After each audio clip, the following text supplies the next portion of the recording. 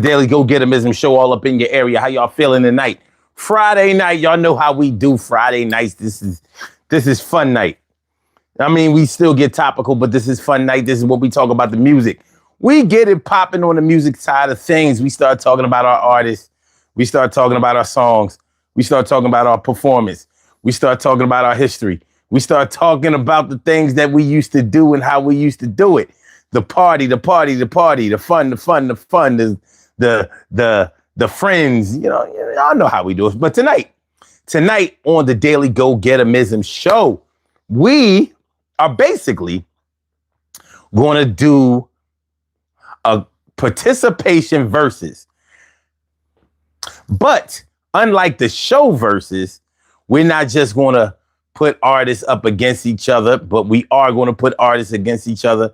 But we're not going to let their music speak for themselves. And this won't be a friendly thing. What we're going to do is we're going to talk about our favorite artists, and we're going to pit our favorite artist up against somebody else's favorite artist, whether you call in and we do it that way, or whether we go to the chat and we do it that way. So what we're going to need tonight is we're going to need a whole lot of crowd participation. I'm going to need y'all to be down tonight. You know what? I'm feeling like I got a little tickle in my throat.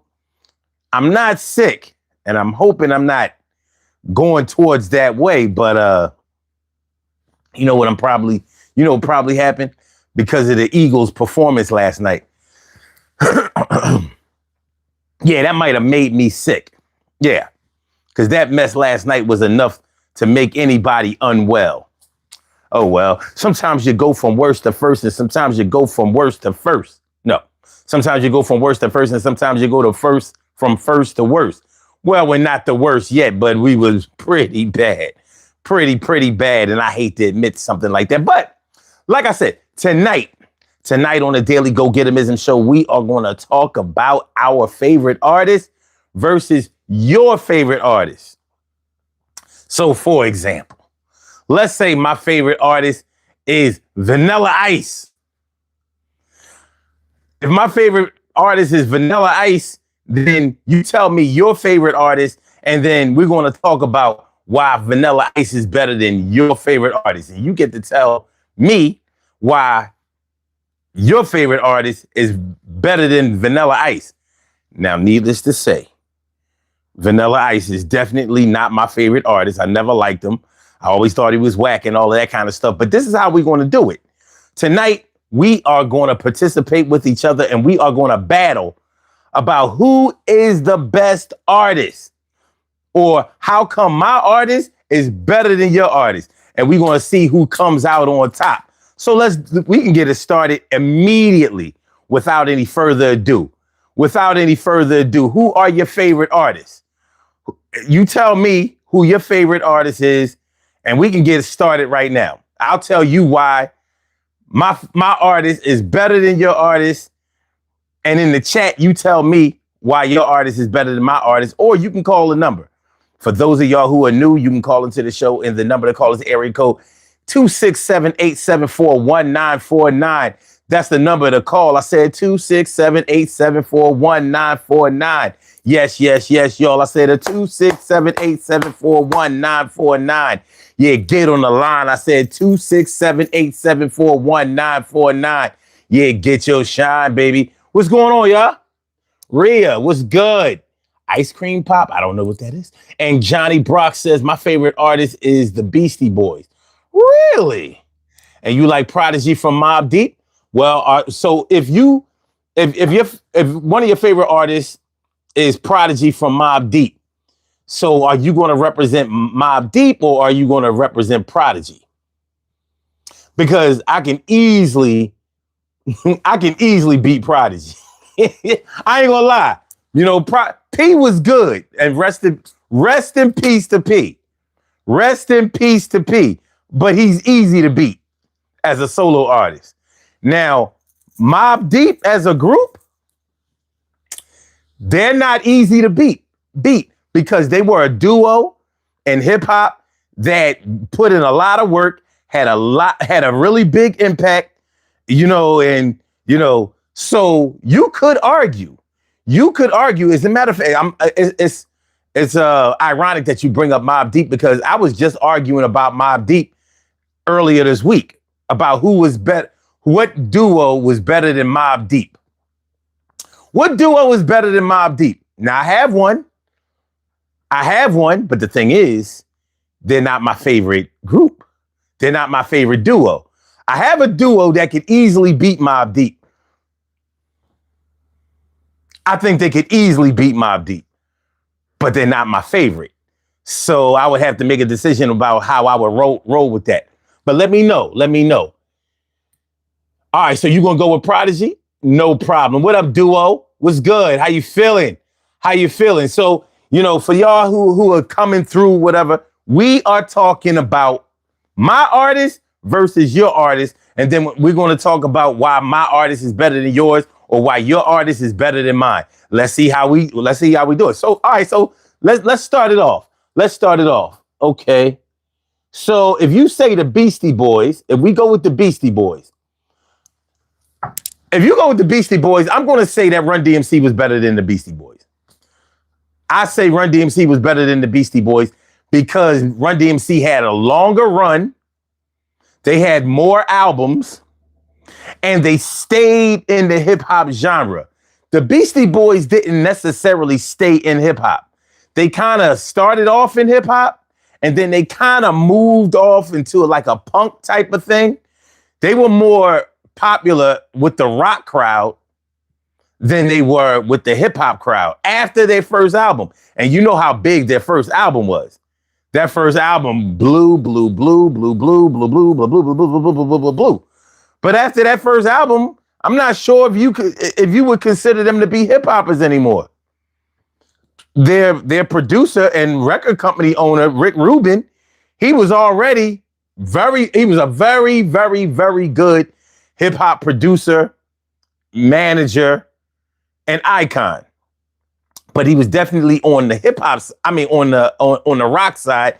You have to credit Rick Rubin for crossing over rock music and rock beats into hip hop. You see what he did with Run DMC, King of Rock, Rockbox, Walk This Way. That influence was definitely there, and also bringing the guitar on in LL Cool J's records. So I would say that Run DMC was better than the Beastie Boys, but the Beastie Boys did sell more records than Run DMC. But Run DMC came in, built hip hop up, and they stayed there. So when artists of today pay homage, they're not going to pay homage to the Beastie Boys because the Beastie Boys were very commercial. They're going to pay homage to Run DMC because Run DMC was really about that life. They was really about that life. You understand what I'm saying? So I'm going to argue that Run DMC was better than the Beastie Boys, but they both had a lot in common. I think the Beastie Boys had 3: MCA, Ad Rock, and Mike D. No, MCA is Ad Rock. No, MCA, Ad Rock, and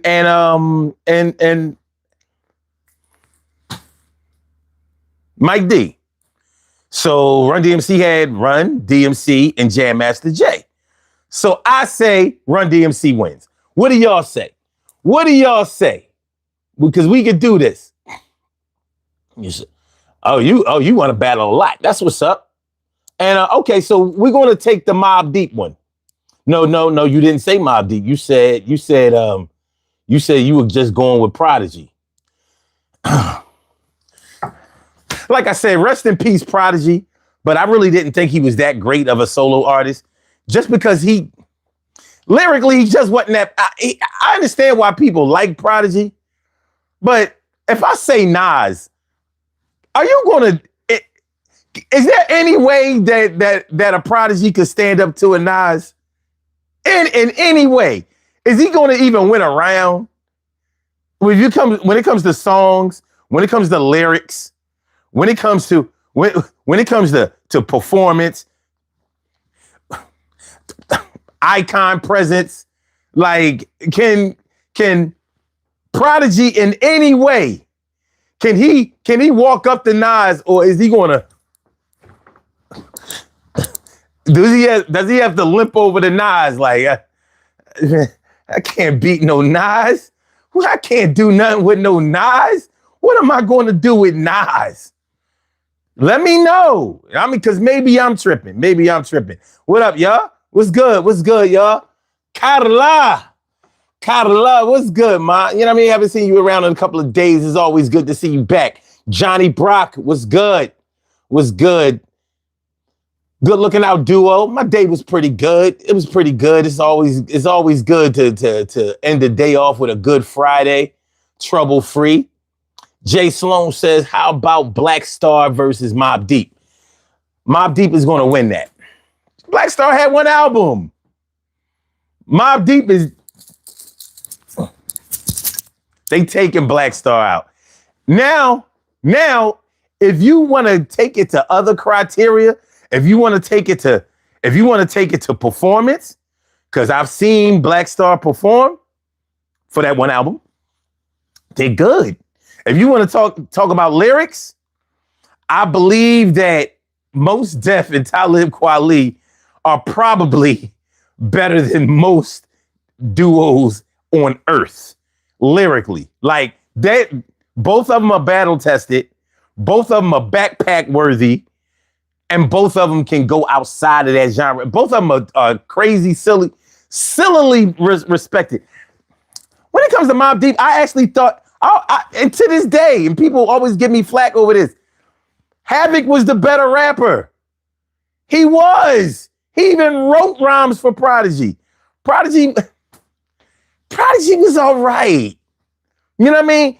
Like Prodigy's mind, how he could put shit together and all. But come on, man, sometimes he would just take a verse off. You know what I mean? He'd be rhyming. You know, a lot of times he wouldn't even rhyme in the rhymes, and then he would just end it off with, man, I beat your head and done. I beat you. Like, what happened here? What happened? Like, we was just rhyming, and then all of a sudden, somebody getting their head beat and done. They getting their head beat and done. But I ain't mad at it. Rest in peace to P. All right, he said, Johnny Brock says, I also like Pete Rock and CL Smooth. He said, that was really lit. And they was also in that movie. Are you talking about Crush Groove? Queensboro. Well, that's another thing. Prodigy is actually not from... He actually from Long Island. He's actually from Long Island, but his mom worked in Queensbridge projects, and that's how he met. Well, him and Havoc went to the same school. Prodigy's grandmother was actually a world-renowned dance instructor. You know what I mean? That's how he knew like Alfonso Ribeiro and all that. Prodigy talks about all this stuff in his book, My Infamous Life.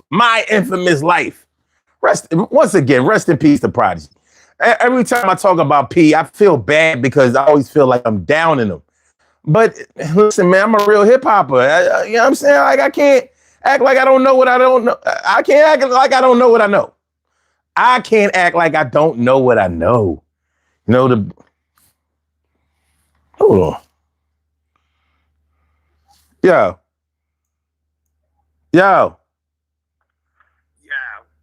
Why are you calling me on my phone? You know what? Yeah, so, yo, says it was Friday night and I was feeling kind of sporty. Went to the store, bought me a 40. Got kind of high and kind of drunk, so I kicked the ass of this little punk. Anyway, all right. What you saying? All right, she said Prodigy, well, we can go with Mobb Deep. We go with Mobb Deep. Like I said, they're a little hard to beat. They are. You have a call. They are. You got it right this time, sir? Excuse me, sir. Please accept my apology. This is my 55-year-old mind kicking in. Listen, I'm not accepting no 55-year-old senility, especially when I'm up here representing hip hop, soul, R&B, rock, pop. You know what I'm saying? I'm up here trying to live. You gonna have these young boys up here like, man, that's why we don't be listening to y'all old heads. That's why we don't be listening to y'all old heads. That's what's wrong right now. That's the problem right there. All right, hold on a second. Okay.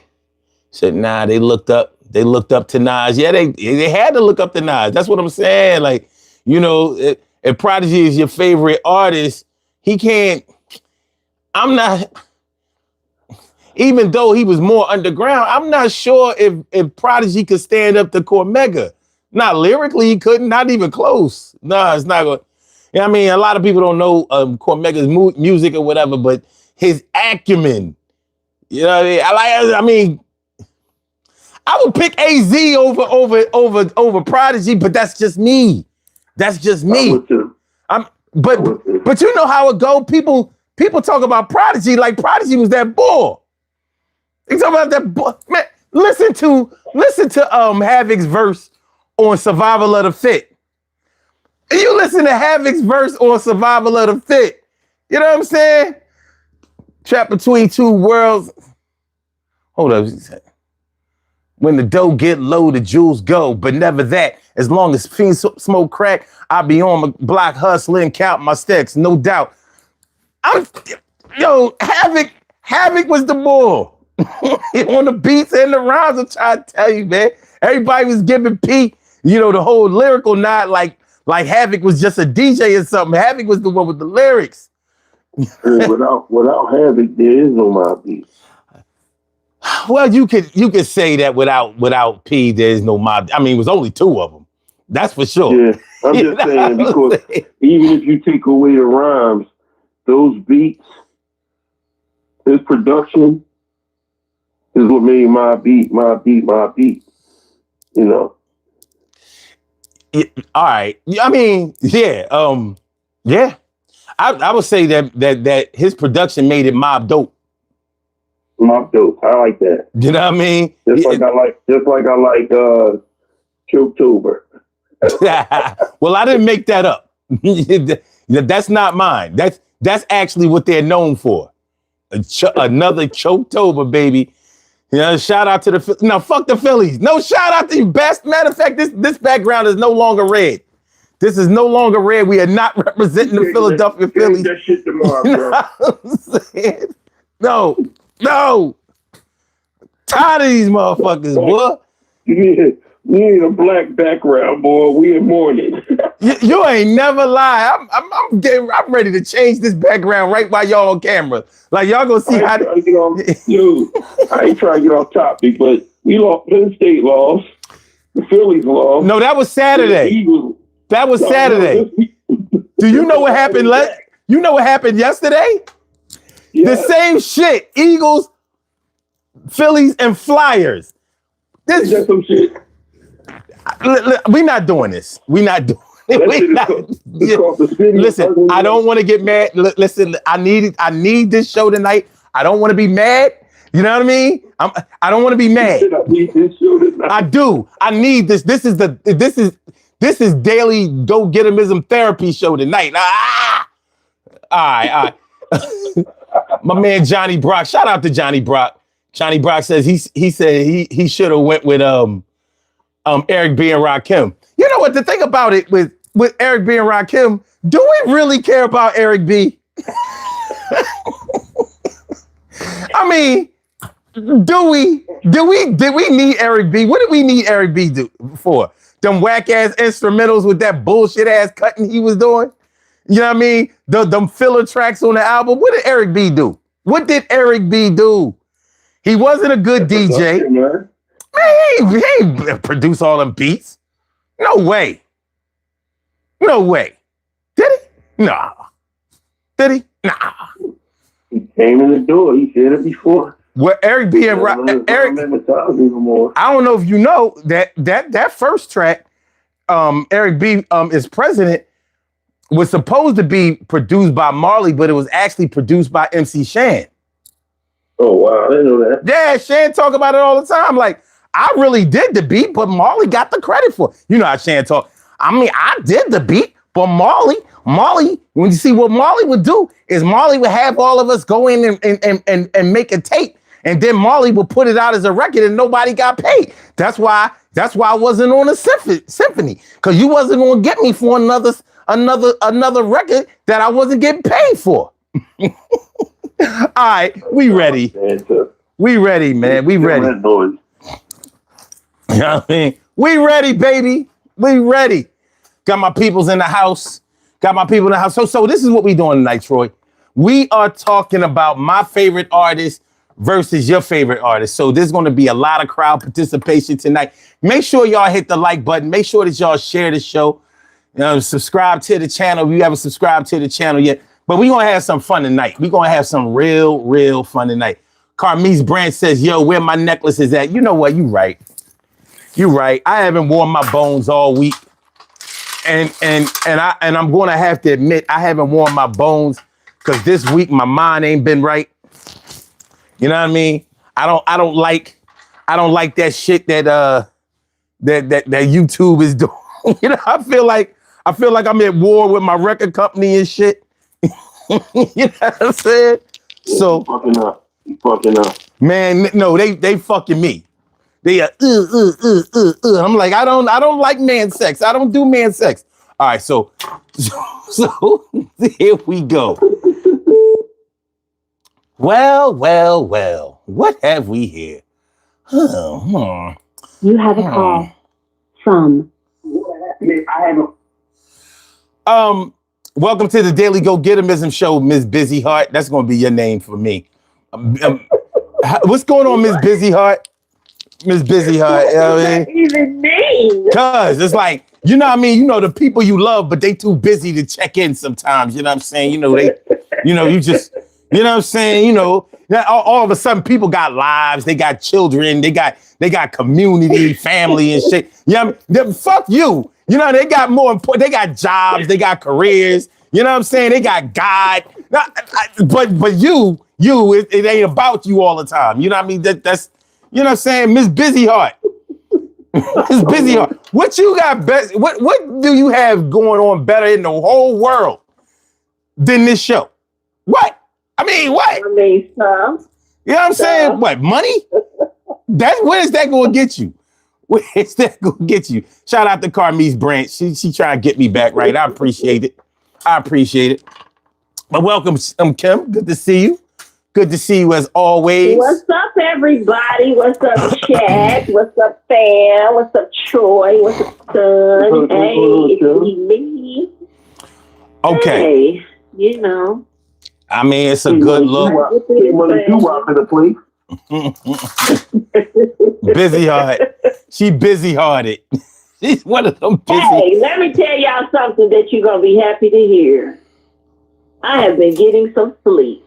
Oh shit! I thought the way she started off. The way she started off, I was like, "Oh, okay." Now I see why you ain't been here. I thought she said she was. Yeah, y'all know what I thought she was about to say. Like, I would. Hey, don't you do that shit tonight? Listen. I'm just telling you what I thought you was going to say. I was like, this show has just become. This thing done got realer than it's ever been before. You know what I'm saying? Are you kidding me? Realer when you start and ask me the ultimate question? It can't get no realer than that. Yeah, but they expect that from me, Kim. They don't expect that from you. You know what I mean? They expect that I'm going to make hand signals that signify, you know, sexual activity. You know what I'm saying?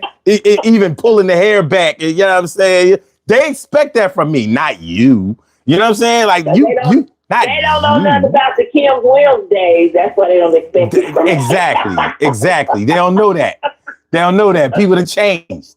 You know what I mean? People have changed. So I thought she was getting ready to become Kim's Wertheiser. Sexual. Listen, let me tell you, I am excited that I'm getting a little bit of sleep. No, that's not a small thing. I have not been in a good health place due to the lack of sleep, and I was scared for a minute. And I mean scared. So, yeah. Okay. Yo. All right. We got a good thing. Sleep right now. What you say? No. What I'm saying is, harmonizing sleep.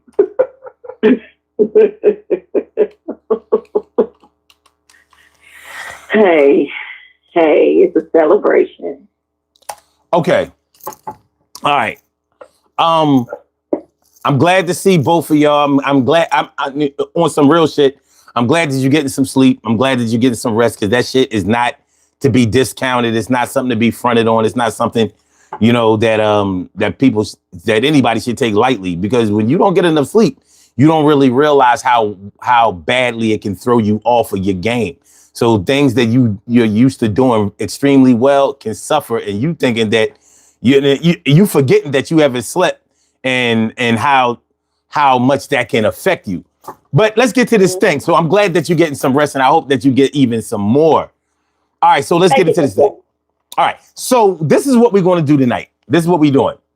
We are talking about my favorite artist versus your favorite artist. So each one of us is going to have a chance to put a favorite artist of ours out there, and then you will,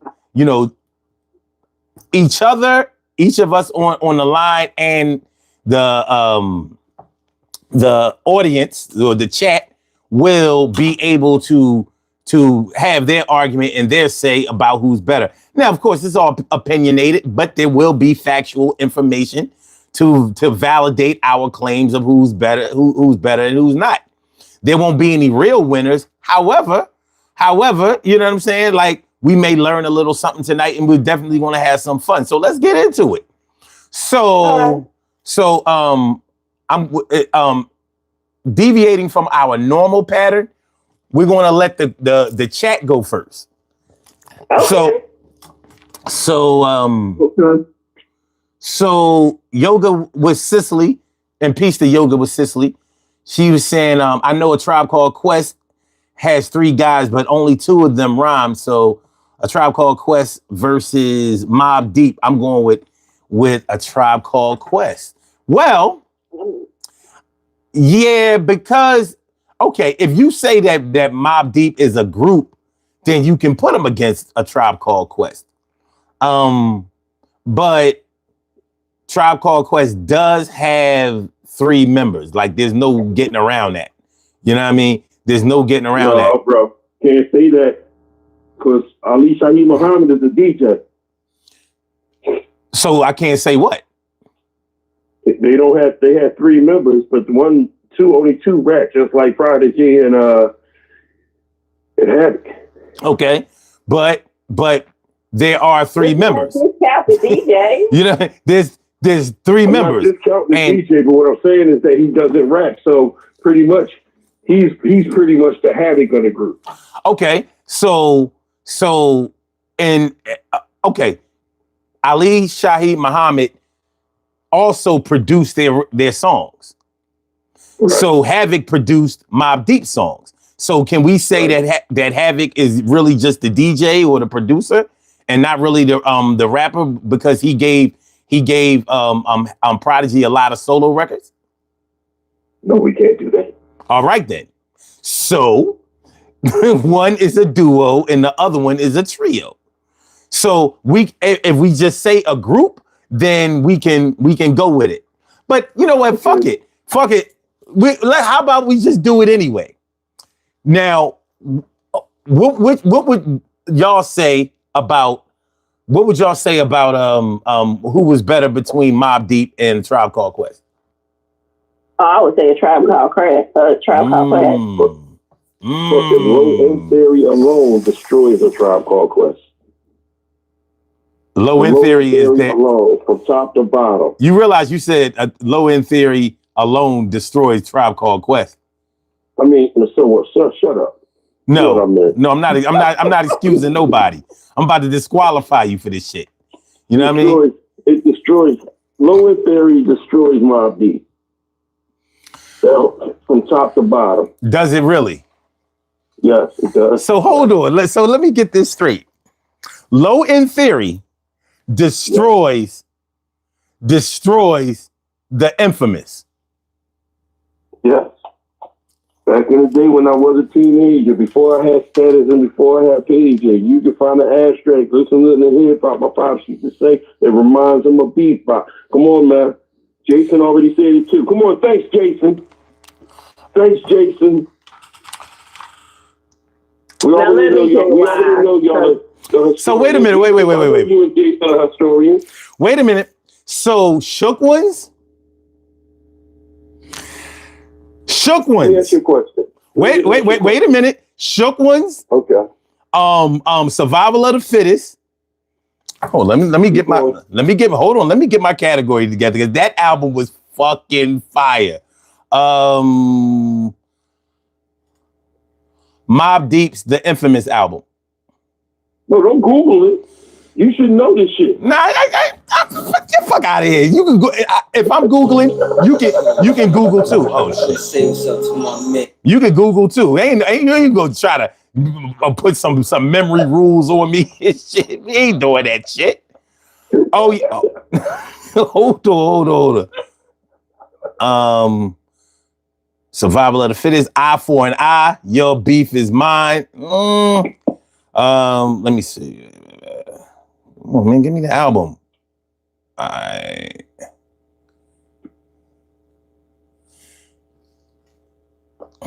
Okay. Up North Trip, Cradle to the Grave, Right Back at You, QU Hectic. I don't know. Hold on. Let me look at Low End Theory. Because I'm not going to deny that the Low End Theory was a dope ass album because it was. I'm going to tell you now. Excursions, Bugging Out, Rap Promoter, Butter. let Okay. me ask, how are we doing this tonight? Because I'm confused here for a minute. Are we doing, the chat is saying their verses and we're responding to it collectively? Yeah, it's full participation. We just trying to figure out who is the best between these artists. Now, we're not doing album for album. We're talking about which artist is best. Because we're talking about my artist versus your artist and why mine is better. So we're just trying to, give our opinion about who's better between whatever artist that we pick out.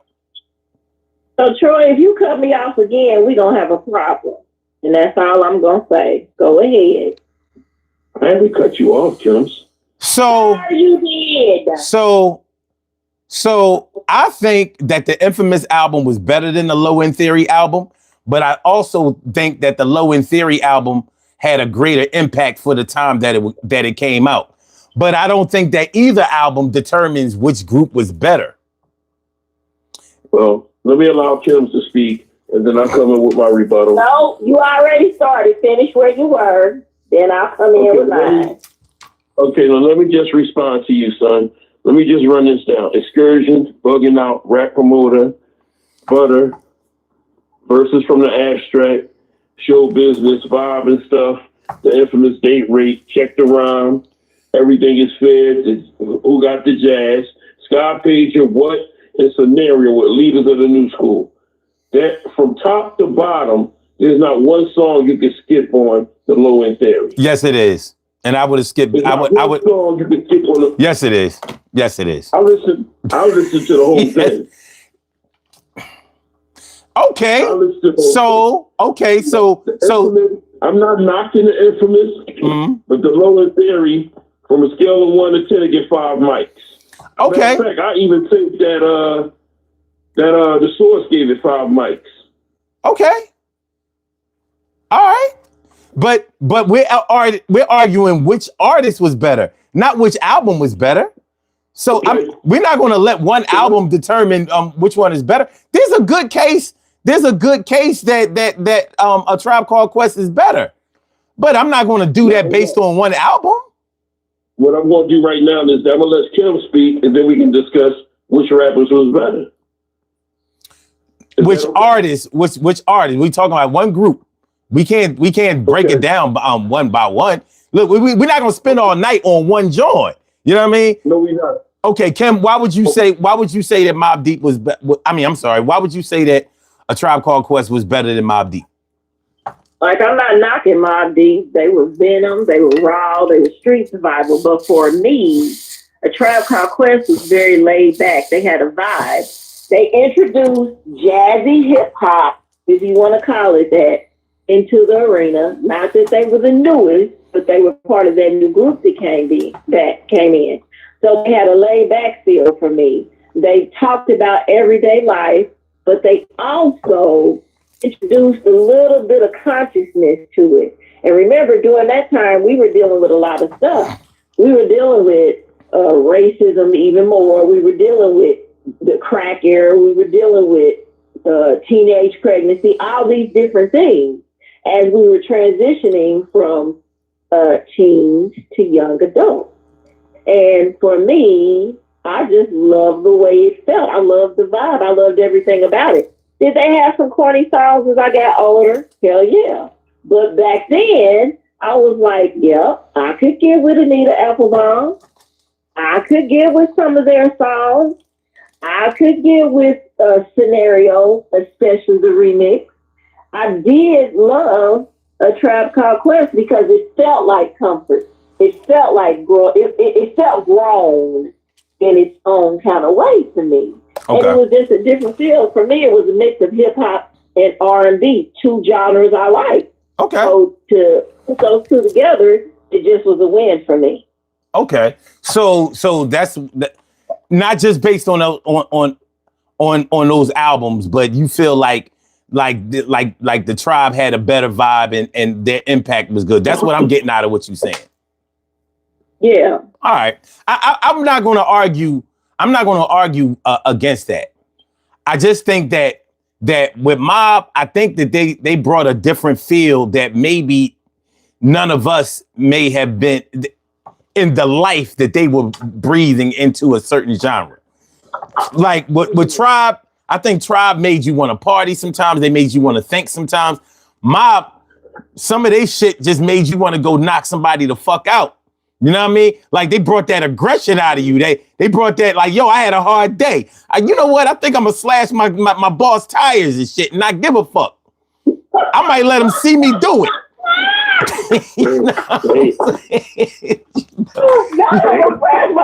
because with Tribe definitely brought an air of consciousness to it. But I think Mobb just brought you that.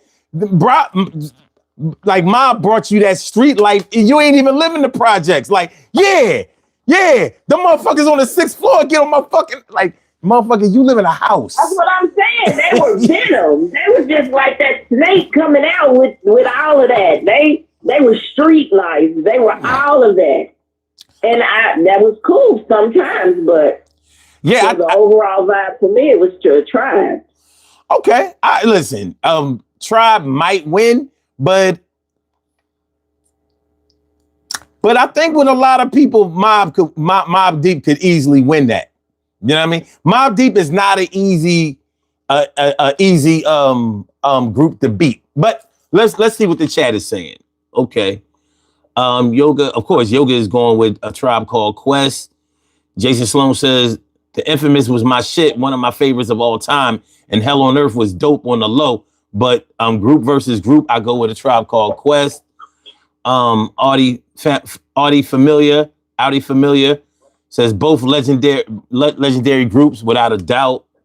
And Audi says Mobb Deep was more street related. That's a fact. And Audi says, mind y'all, I'm from Rotterdam in the Netherlands. That's what I'm talking about. Shout out to Rotterdam. Shout out to Rotterdam. Welcome. I have been to Rotterdam. Rotterdam is that shit. That's my shit in Holland. Got some beautiful black women in Rotterdam. That is my shit. I left for love in Rotterdam. I left my love in Rotterdam. I want to Rotterdam. Shout out to Rotterdam. Shout out to Suriname, without a doubt.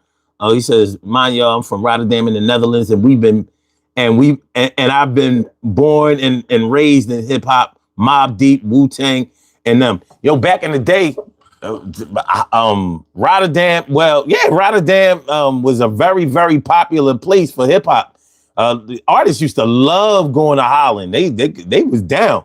I went to one of their shows. I was like, yo, y'all gets busy in here. The shit was hot as shit. Now I wasn't even down with the clubs and shit. Audi says Rotterdam is the New York from Netherlands. Yeah, I can't argue with that. Dimples D's, what's up, ma? What's good? What's up, Dimples D? All right. So I guess by sheer virtue of the majority, we're gonna have to give a Tribe Called Quest that win. I'm doing it very begrudgingly. I'm very begrudgingly. You know what I mean? I'm like,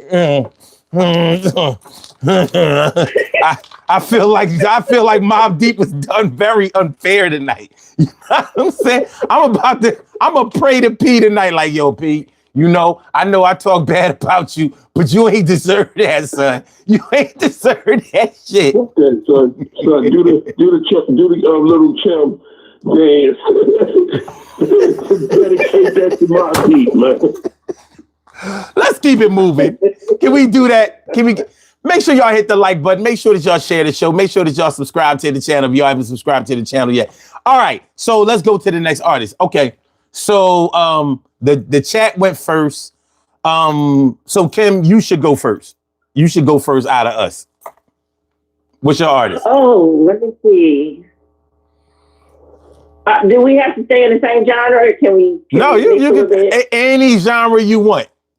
So go ahead, put that corny ass artist out there. Corny. I don't like him. Jill Scott would never be corny. That's who you going with? Never, ever, ever. That's who you going with? Ever. You going to Jill Scott? All right. Jill Scott. Okay. And and it would be her against fucking Beyonce. No. You don't get to choose who she goes up against. We get to choose that. It's my favorite artist. Okay. Slow your roll. Slow your roll, light skin. That's what they did in the chat. Slow your roll, light skin. They didn't understand. They didn't understand. You know what I mean? Okay. But you're not gonna bring that high yellow red bone energy over here and try to take over everything, Beyonce. You know, that's what's not gonna happen. I already know it. Don't you start that shit. I'm just saying. You know what I'm saying? You bring that gangster in here. You know what I mean? All right. So okay. So this is what we're gonna do. Let me see. Who y'all want to put up against? Who y'all want to put up against Jill Scott? This is a strong choice. This is very strong. This is strong. This is very strong. But I can easily beat Jill. I can beat her too. Yeah. I'm gonna beat Jill with Mary J. Blige. What? They're not even the same genre. Yes, they are. And they don't. And by the way, they don't have to be. Okay, cool. That's number one. They was played on the same radio. I can beat Jill with Tina Marie. Well, wait a minute. You slow your roll, Troy, because we have to say why the artist is. I see it's taking y'all a while to catch on tonight. We have to say why. You did do a good job of explaining it. I did. Okay. You know, so we have to say why my artist is better than yours. Okay, I got it. So you're going to introduce your artist, and then you're going to explain why. Yeah. So you'll put an artist up against hers. Like I put my artist up against hers. Now I have to say why my artist is better than hers, and she gets to say why her artist is better than mine. You get it? Yeah, I got you. All right. So I'm going to say that. Okay. First of all, this is how we do it. All right. So since I said Mary J. Blige, why would you say that Jill Scott is better than Mary J. Blige, Kim? Oh, that's a tough one because I didn't expect that. But I will say, but they both do. Because I was going to say Jill paints with her lyrics, but shit, Mary does too. And they both, so you know what? Jill provides a sensory experience.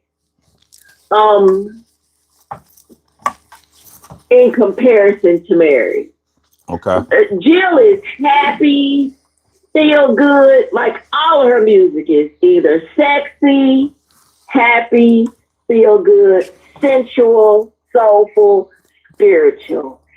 Jill makes me feel like, let me go put on this cute dress and these heels and wear the cute bra and panty set. Let me smell good, lay this hair out. Let me put on the red lipstick with the matching red glasses and step out. That's what Jill vibe gives me.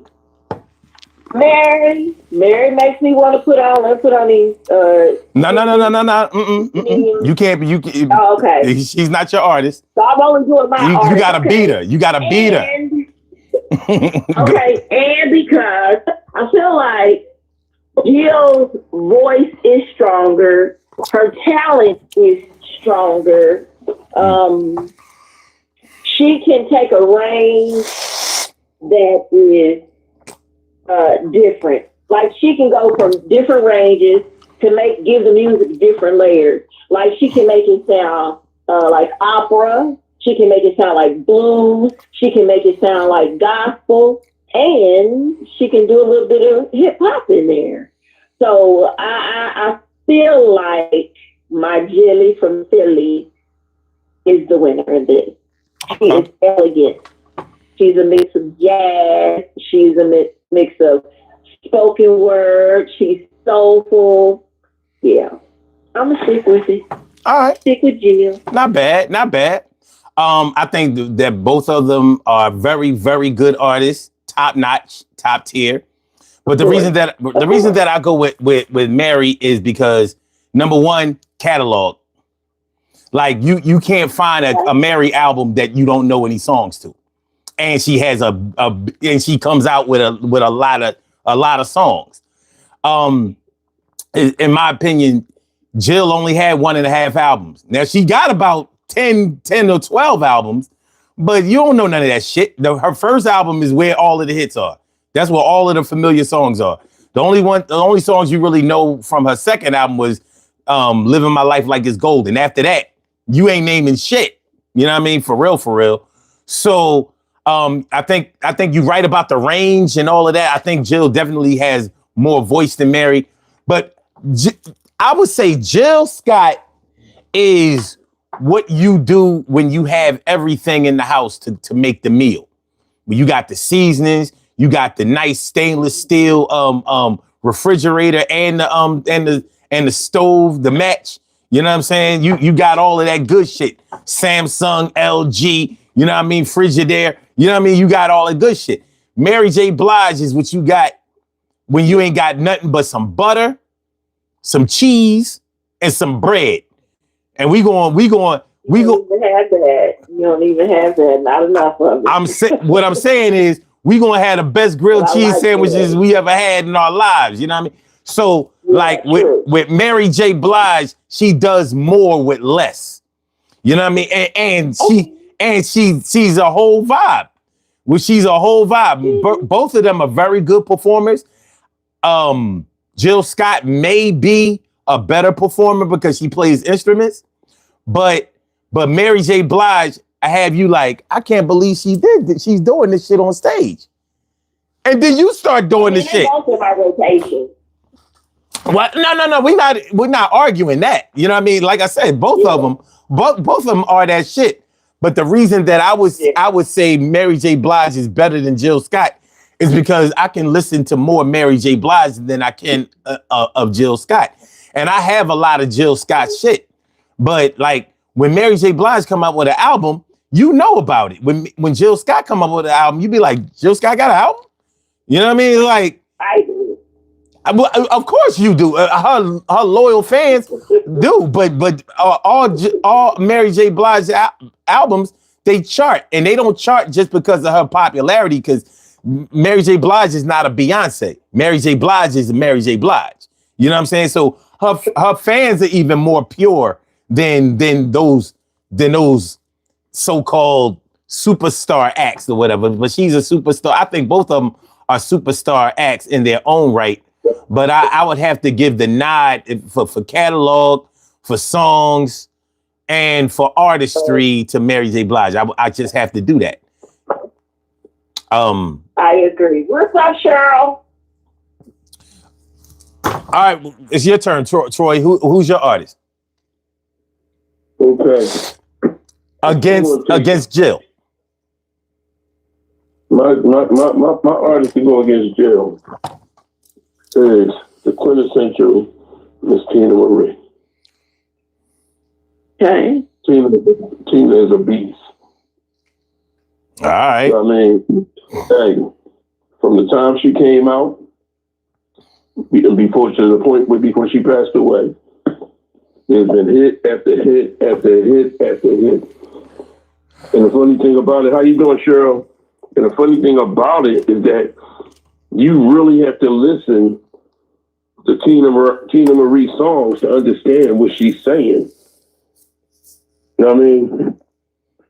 That's it. She was on the song when you said, "I'm feeling like a saxophone" on that song. Some people was like, "What you mean by I feel like a saxophone?" Motherfucker, she feeling horny. This motherfucker say some shit. She say some shit, you be like, "What the fuck?" People still don't understand that. I'm young and I'm old, rich and I'm poor, all that shit. People don't understand. I've been here before. Is about reincarnation. How can you not understand that? She literally says it. She says it in the song, but people sing it, and you ask you what the song about. Oh, I don't know. It's just a nice song. What motherfucker? Right song. Tina is Blue Eye Soul. Tina's black. I don't give a fuck how white she was. Okay. I don't think it's fair to put her up against Jill, but okay. You know what I'm saying? Like, I'll put Tina up against Jill. Okay. Fine. I'll put Tina up against Jill. I mean, there's really no contest. And another thing you said, I agree with about the catalog with Mary. Also, it's the same thing with Tina, the catalog. You're right. But, you know, the reason and Tina Marie is better than most artists, but the reason that I wouldn't put her up against a Jill Scott is because, like, she like 20 years her senior. Like, you know what I mean? Like, I would, but fuck it. All right. So you didn't say that, son. I'm not going to say who you can choose. I'm telling you, you know, my dispute on the whole thing. I mean, it is what it is. Remember, I took who you was going to take. That's why I had to. Don't think I missed that. You know what I mean? I haven't forgot that shit. All right, cool. All right, chat. What do y'all say? All right, Dimples D says, wait. I think Dimple said Jill Scott over Mary J. Blige. I believe she said that. I gotta find it. Jason Sloan said Jaguar Wright. Wait a minute, Jaguar Wright is better than Jill Scott. Who you been talking to? Jaguar Wright? Look at the whole thing. Wait a minute. Okay, wait. All right. Let me do it. Jaguar Wright is better than Jill Scott and Mary J. Blige. I'm not saying better at what, but probably better at something like hating. That's why I said, who did you ask? Who did you ask? Jaguar Wright? Because according to Jaguar Wright, she's done shit in the industry that nobody has done. She the Fat Joe. Jaguar Wright is the Fat Joe of fucking Neo Soul. Like, oh. Like, so you done everything with every artist and you was the best and everybody biting your shit.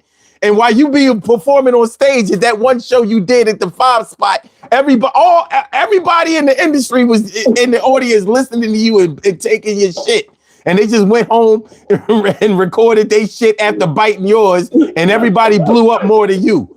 So can't nobody name even one of your songs, but that's because everybody stole your shit and made themselves a superstar out of it.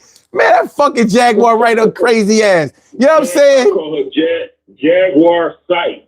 Go.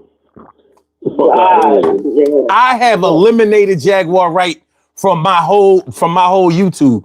Any videos with Jaguar Wright have already been eliminated. Like, do not recommend this channel. Like, get her the fuck out of here. I don't want to hear none of that shit. She not from Philly no more. You know what I mean? She never, like, I kicked her out of Philly. She never was from here. She from out in the county. And that's why she talk all that shit. You know what I mean? She not from Philly no more. I don't care what nobody say. Now, I never seen her. They're like, but she used to live. No, she didn't. That's where her grandmother lived. Get the fuck out of here. She ain't from Philly. You know what I'm saying? She from Sharon Hill, Upper Darby, Delaware County, Montgomery County, any county outside of Philly. That's where she can be from. She can't be from here no more. You know what I mean? I'm through with that bullshit. Okay. All right. So wait, let me just say this. Jason, I'm appalled. Jason, and I'm hurt by that. That is hilarious.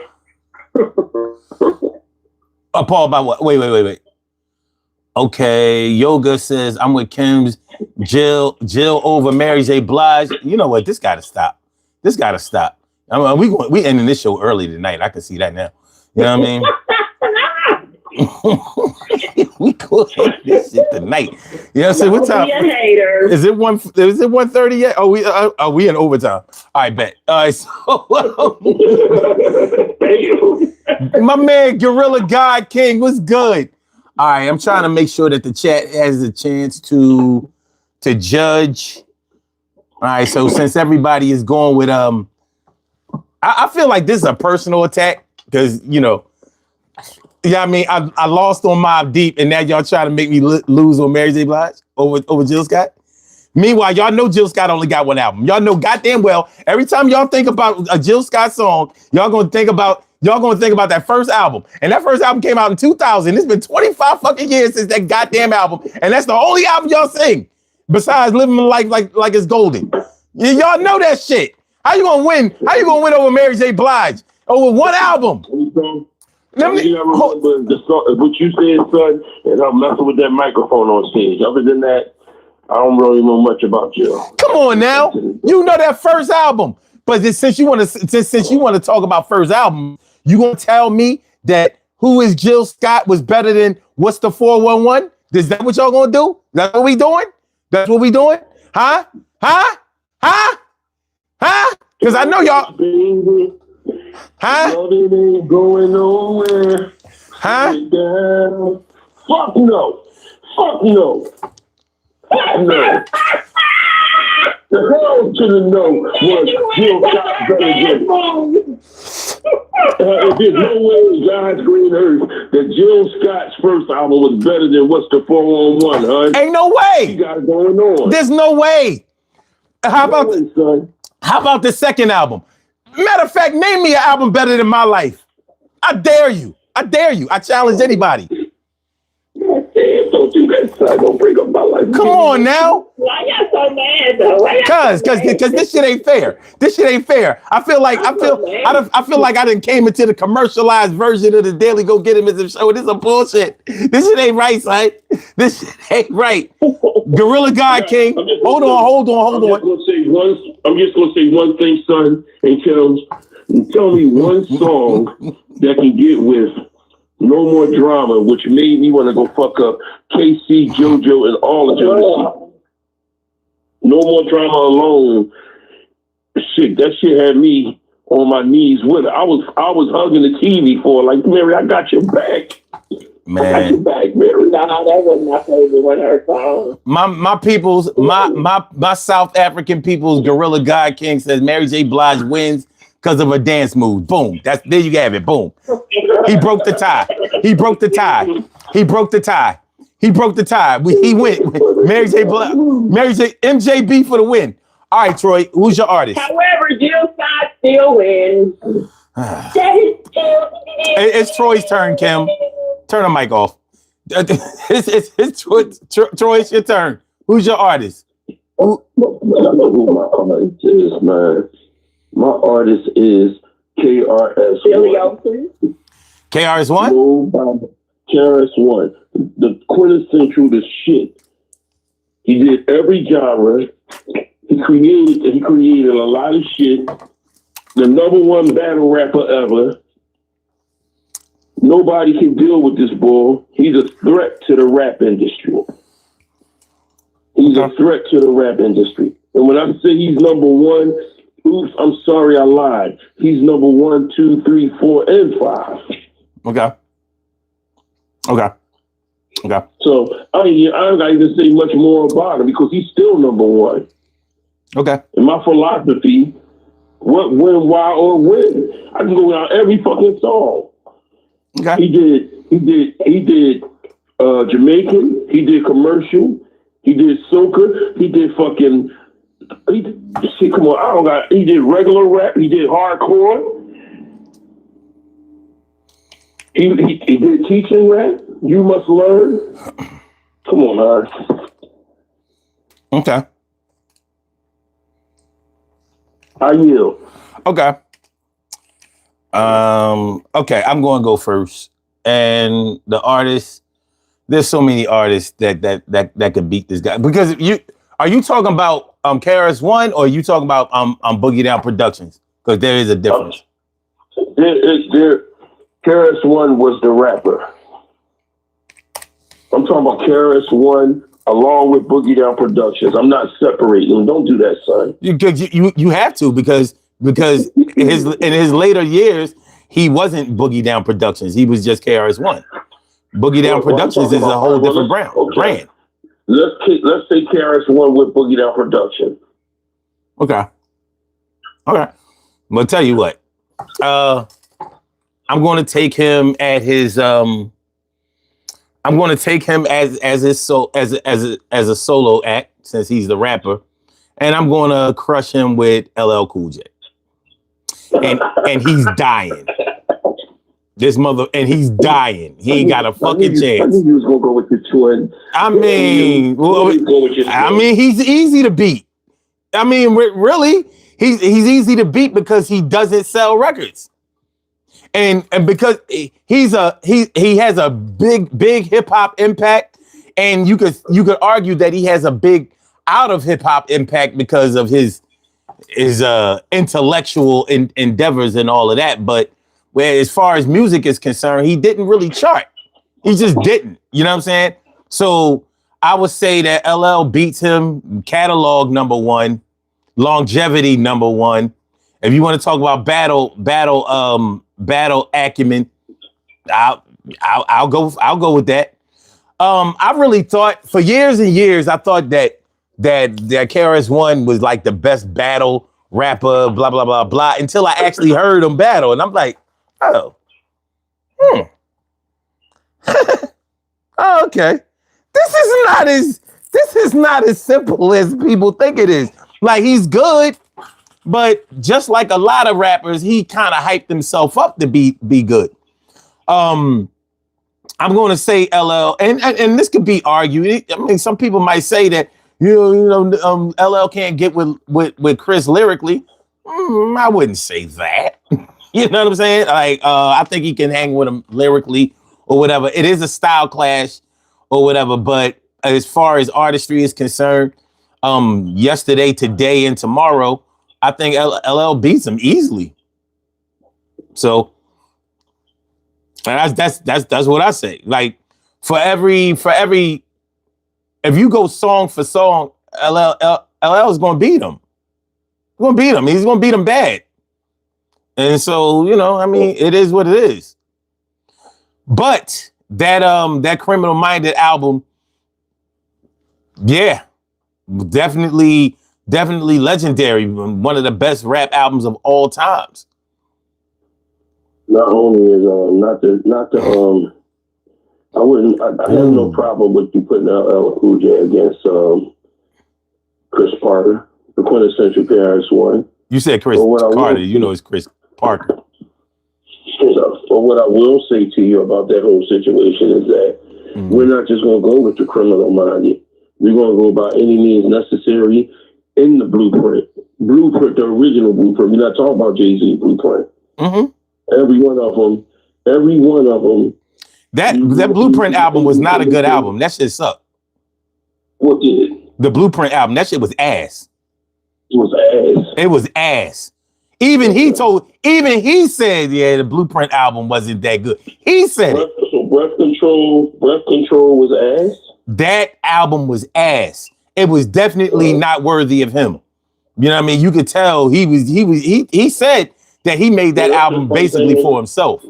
I'm not gonna harp on one thing, but I just want to say Pink Cookies in a Plastic Bag was one of the corniest songs I heard ever. But the album was dope though. Some parts of the album. Okay. Some parts. To the break of dawn. To the break of dawn. That's one of my favorite songs. Yeah, I say, you know, the Blueprint was not a good album. Like you're not gonna put the Blueprint album against what was his second album? What was his second album called? By Any Means. Yeah, you're not gonna compare those two. And was Blueprint even a half as good as Edutainment? Come on, man, stop that. I wouldn't say that. But what I will say this is, I will take his first two albums and put them against any of LL's albums. Okay, so you gonna put that against Radio and Bigger and Duffer? Yes. Okay. Yes. Okay. So Radio, 1985, an album that you could listen to all the way through. So you say and Bigger and Deffer, which was his second album, you gonna put Bigger and Deffer up against and both of those albums. We weren't doing albums anyway. No. We're arguing which artist is better and why. So okay. None of KRS-One albums have gone platinum, and almost all of LL's have. So radio and likability. What we are. LL is like he has a likable. He's likability. He's been out there. KRS-One is not mainstream, but lyrically, okay. I'm going with KRS-One. Okay, all right. Well, I'm just giving you the reasons. I respect LL on the level of where you putting them at. You know, but LL is a headlining artist. KRS-One is not. He don't headline no tours. He's never headlined a tour. He's not a headliner. And why I can't speak on it right now. Because he don't have the record sales. So it's not about the record sales. Yes, it is. It's about the fact that he's controversial. What he does is he teaches and he says things that white America don't like to hear. When he sit up on here rapping about, name one song that LL toured or something on. Name a You Must Learn. Yeah, that's name a Black Cop. You can talk about KRS-One's consciousness and all of that, but are the songs good? Name one though. You can't name one though, son. I can't name one conscious song that he put out. Well, what he said, something in the motherland, Def Jam in the motherland. He also said on his not the Mr. Smith album, the album that had Booming System on it and Roundaway Girl, something about God. Hold on. Come on, son, don't do that. Don't do that. No. We this is what we're not going to do. You're not going to tell me that a headlining artist is not better. A headlining artist that just made an album last year is not better than KRS-One, who is not a headlining artist. Now, I'm not saying that he's not good, but I'm arguing why LL is better. That's all. What genres did he even create? He didn't create genres of music like KRS-One. Oh, really? So when hold on. So when LL came out, when LL came out, the game was the same after that. Nobody. So LL didn't change the game when he came in. Run DMC changed the game. No. I ain't no Run DMC. LL is a solo artist. Did he change the? So listen, I'm not knocking LL Cool J. You have to knock him if you. Troy, you gotta battle me. You can't say that you're not knocking him. It's my artist against your artist. We argue who's better. Why somebody is better? One has created. He's more controversial. He's more of a person that knows history. He teaches you through his music. He'll teach you about society. He'll teach you about everything else. He'll party with you. He'll even go Jamaican with you on some songs. Okay. LL is LL. LL is not. You can't put L. Even though you can say that he's not, the LL is mainstream. KRS-One is not mainstream because of the rapper he is. But you can argue that LL being mainstream, he became mainstream because he was so good at his underground that he brought the underground above ground. You can definitely argue that. LL became mainstream because his likability to women. Not so many men set up here was sweating LL. What was likability to women? Wait a minute. What were LL's initial hits before he got the I Need Love? What were his songs before then? His whole first radio album, everything on My Rhyme Ain't Done and all that stuff was right. They were hits. But his likability about women is what put him in the mainstream. What are you talking about? Wait a minute. On radio, he didn't blow up off of I Can Give You More or I Want You. He blew up off of I Can't Live Without My Radio, Rock the Bells, the original and LL Cool J Is Hard As Hell. He blew up off of You'll Rock and Dear Yvette. Those were his songs on the radio album. On the second album, it was out. You tell me that first album of radio can get with Criminal Minded? Yes. Oh my God. Yes. See what you talking about an album that came out in 87, which was Criminal Minded, versus an album that came out in 85. When LL came out, he changed the game as a solo artist. Nobody was rhyming like that. They just wasn't. The closest person that was rhyming to how LL was rhyming, none of the artists had that growl. Nobody approached the mic like that. They didn't. You can't say they did. You couldn't. He had that growl. You know what I mean? No artist had that growl. They just didn't.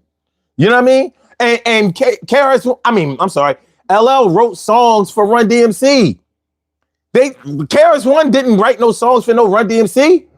So even Run and DMC respected LL. Why? Because he was that dude lyrically. So when people try to take away the lyrical skills or acumen or prowess of LL, I'll be like, really? So when you listen to the original Rock the Bells, what do you hear? Because even on the Breakthrough, LL was one of the first artists to do a song that didn't have no chorus. He just rhymed on the joint from beginning to end, like the old school artists would have done. No breaks. And the Breakthrough was on the Bigger and Deffer album. But his first single off of the Bigger and Deffer album was what? I'm Bad. And even though we might think about it from a Philly perspective, like we'll take I'm Bad, whatever, but worldwide and definitely nationally, people look at that song I'm Bad like, yo, wasn't nothing fucking with that. To us, it wasn't no big deal because we from the East Coast, but for the rest of the country, they was like, that I'm Bad shit is the truth. And that's just a fact. KRS-One was not banging like that everywhere. I'm going to take KRS-One. Of course, that's your artist. Of course, I'm not. How am I going to cross you over to my artist from the artist that's your favorite artist? You know what I mean? is a beautiful person to put against KRS-One, but KRS-One is a teacher. This guy is a scholar. It ain't about money because we're all making dollars. First of all of that shit was fronting. I hate to do this shit, but I'm a hip hop historian, and all the rappers back then will tell you that KRS-One he fabricated a lot of shit. You know what I mean? What did he fabricate, son? What did he fabricate? Everybody fabricated stuff back in the day. I'm talking about image wise.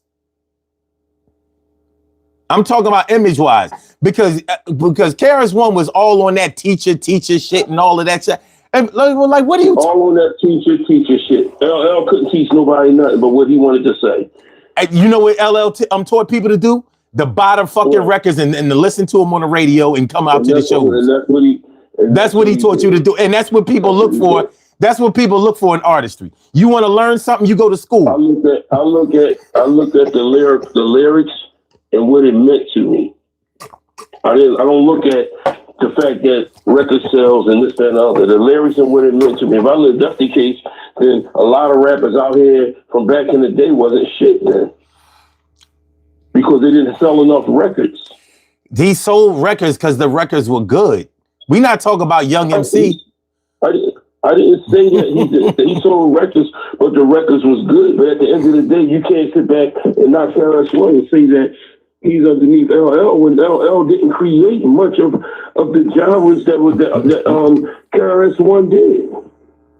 And a lot of females loved LL even till this day. It wasn't just about that. It was about the love of what they adored this motherfucker. If you look at LL hits over that 40-year span, you're not going to get all girl records or all love songs. People kill me with that shit. I don't even know why. If you look at it, if you look at his at most of his hits, they are not slow songs or love songs. But because he did it better than everybody else, and because nobody else could do it as well, that becomes his label? Really? Like, I'm still trying to understand what teacher song did LL put out. I'm not looking. Listen. He's not my favorite. KRS-One wasn't my favorite artist, but or wasn't one of my favorite artists because of what he was teaching. You know what I mean? That's not what. Listen, when you make me want to go buy your album and when you make me want to listen to your shit, that's what makes you my favorite artist. And that's what makes you my favorite. What made KRS-One my favorite artist was the fact that he was saying shit that made sense, that was relevant. It wasn't all about him just dancing around issues. He had issues to talk about. Okay. It wasn't all about my rhyme ain't done. It wasn't all about I'm bad. It was some relevant shit. And a lot of it didn't sound that good. So what? Well, that's to you. Okay, evidently it was that way to a lot of people too, because he ain't never go platinum. He ain't got no platinum. He don't. It's not about record sales.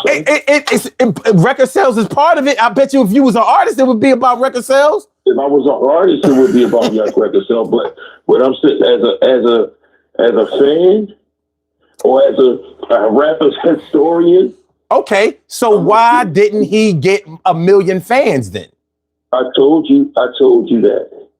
I told you that his crossover appeal wasn't there because he was more controversial than anything. Maybe they just didn't like the songs, Troy. And that might be it too. I think it had something to do with it. Also, maybe he didn't like his look neither. He was very Afrocentric. Walking around with Malcolm X chains on and walking around, and he didn't have the look of LL. Yeah, so why the Bismarcky? Then why the Bismarcky sell so many records then? Then why the Bismarck? If it's about looks, why the Bismarcky sell so many records? What you say? Why the Bismarcky? Bismarcky sold so many. How about because his records were good, Troy? Can his records be good? Can his records be good? Can his records be good? He was funny. His records. I didn't. Kicking boogers was funny. Yeah. What was that? What was Pickin' Boogers was Pickin' Boogers one of his biggest hits, or was it just one of his side hits? Because think about one of his biggest hits. Was it bigger than Make the Music? The whole album was a big thing. All right, Troy. All right, Kim. Big Daddy Kane wrote. I don't care. I'm talking about the song. The song, Troy. Listen, you going all over the place. Why are we even talking about Biz Markie? You just brought him up. Because you brought up looks though. Because you brought up, you brought up looks. You saying that because first of all, when LL came out with Radio, a lot of rappers didn't have no videos. There wasn't no video for I Can't Live Without My Radio. No video. So you had to listen to. Radio came out. LL was in the movie Crush Groove. But he didn't have a video for that record. That was a hit. The movie was his video. The movie. Did everybody see the movie, Troy? Oh. Did everybody go see Crush Groove, or did more people hear that song on the radio and say that shit is the shit? They seen him in the movie. They heard him on the radio. No, you saw him in the movie.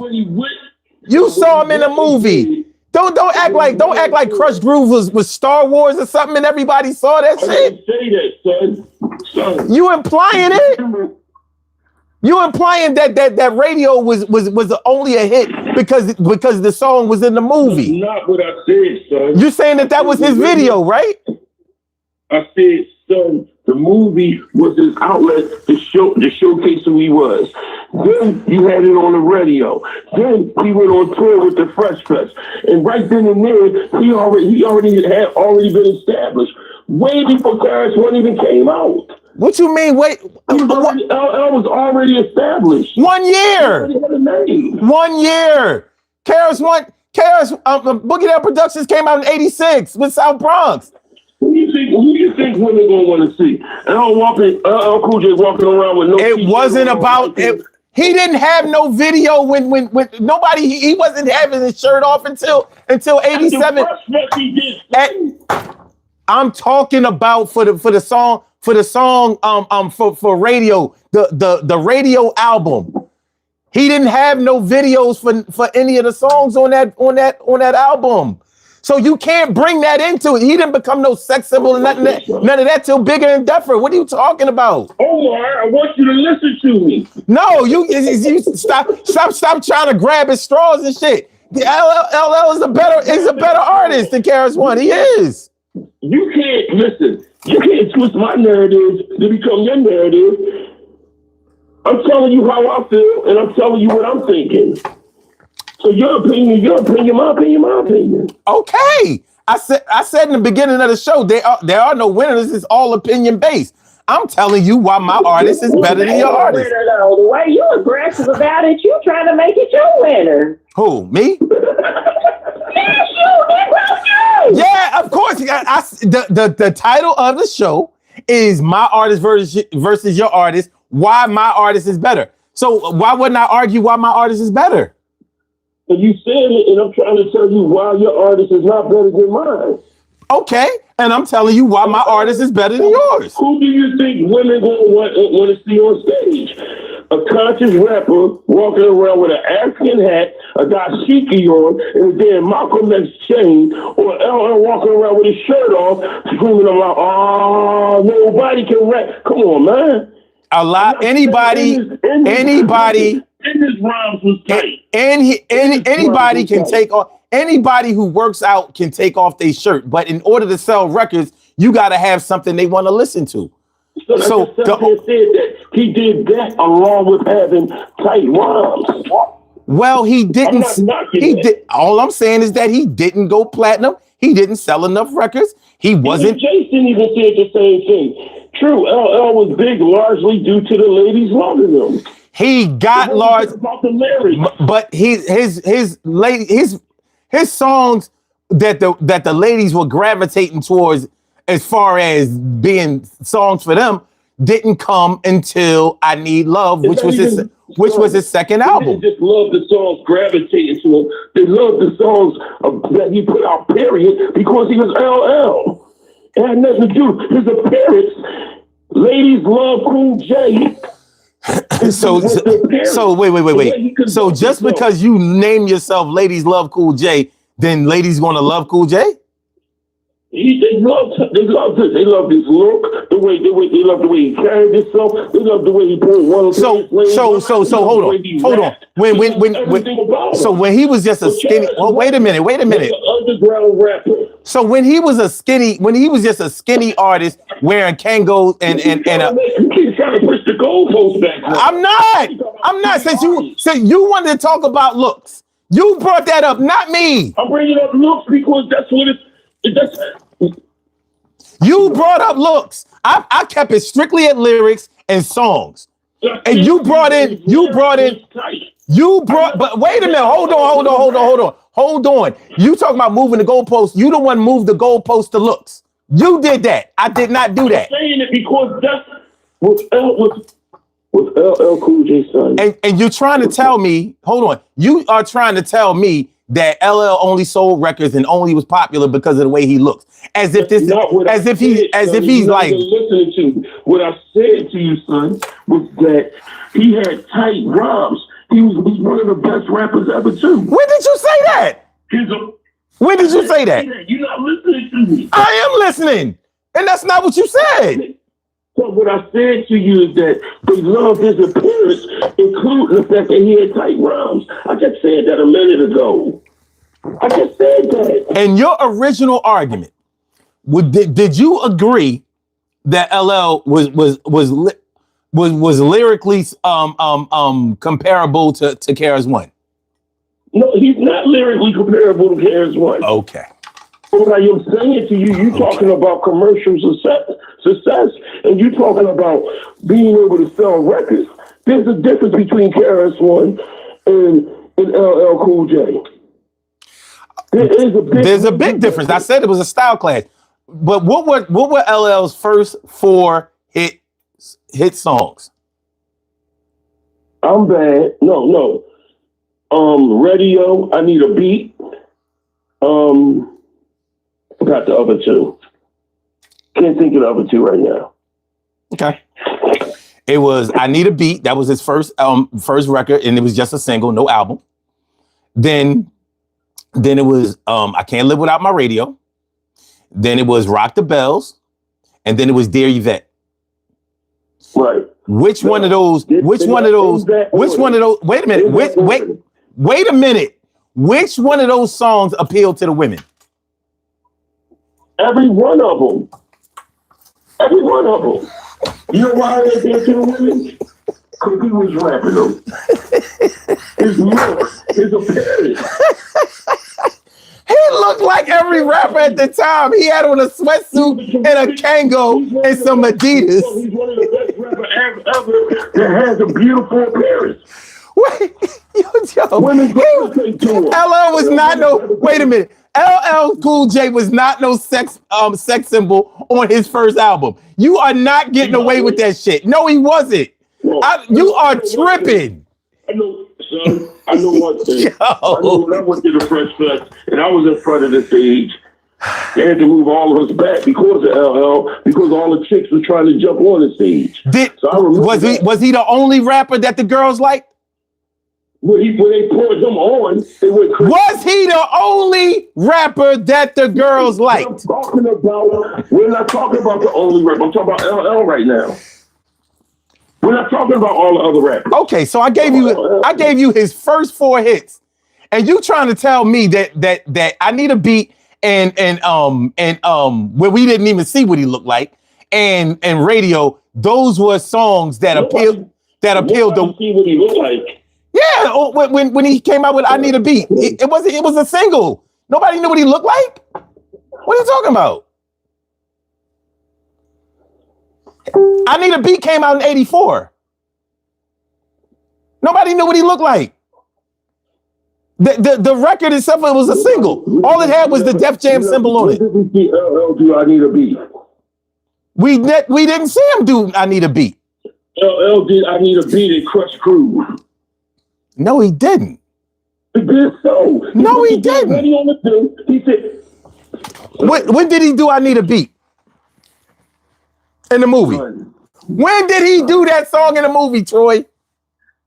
What song did he do in the movie? Did he do Radio? Yes, he did Radio. What are you talking about? Listen. And remember, he was auditioning to get on the show. He came in, he said box. Nothing that LL has, I've heard from LL, I've loved LL music. I listen to LL music. The best LL songs that I like are when he was dissing somebody or he was funny with it. Other than that, I've learned nothing from LL that was quintessential. Listen. First of all, you know you done fucked up, right? You know you done fucked up because you said he did I Need a Beat in Crush Groove and you was wrong. You was dead wrong, and now you're trying to get away from that shit. You doing that you doing that Donald Trump shit. You did. LL is not better than KRS-One.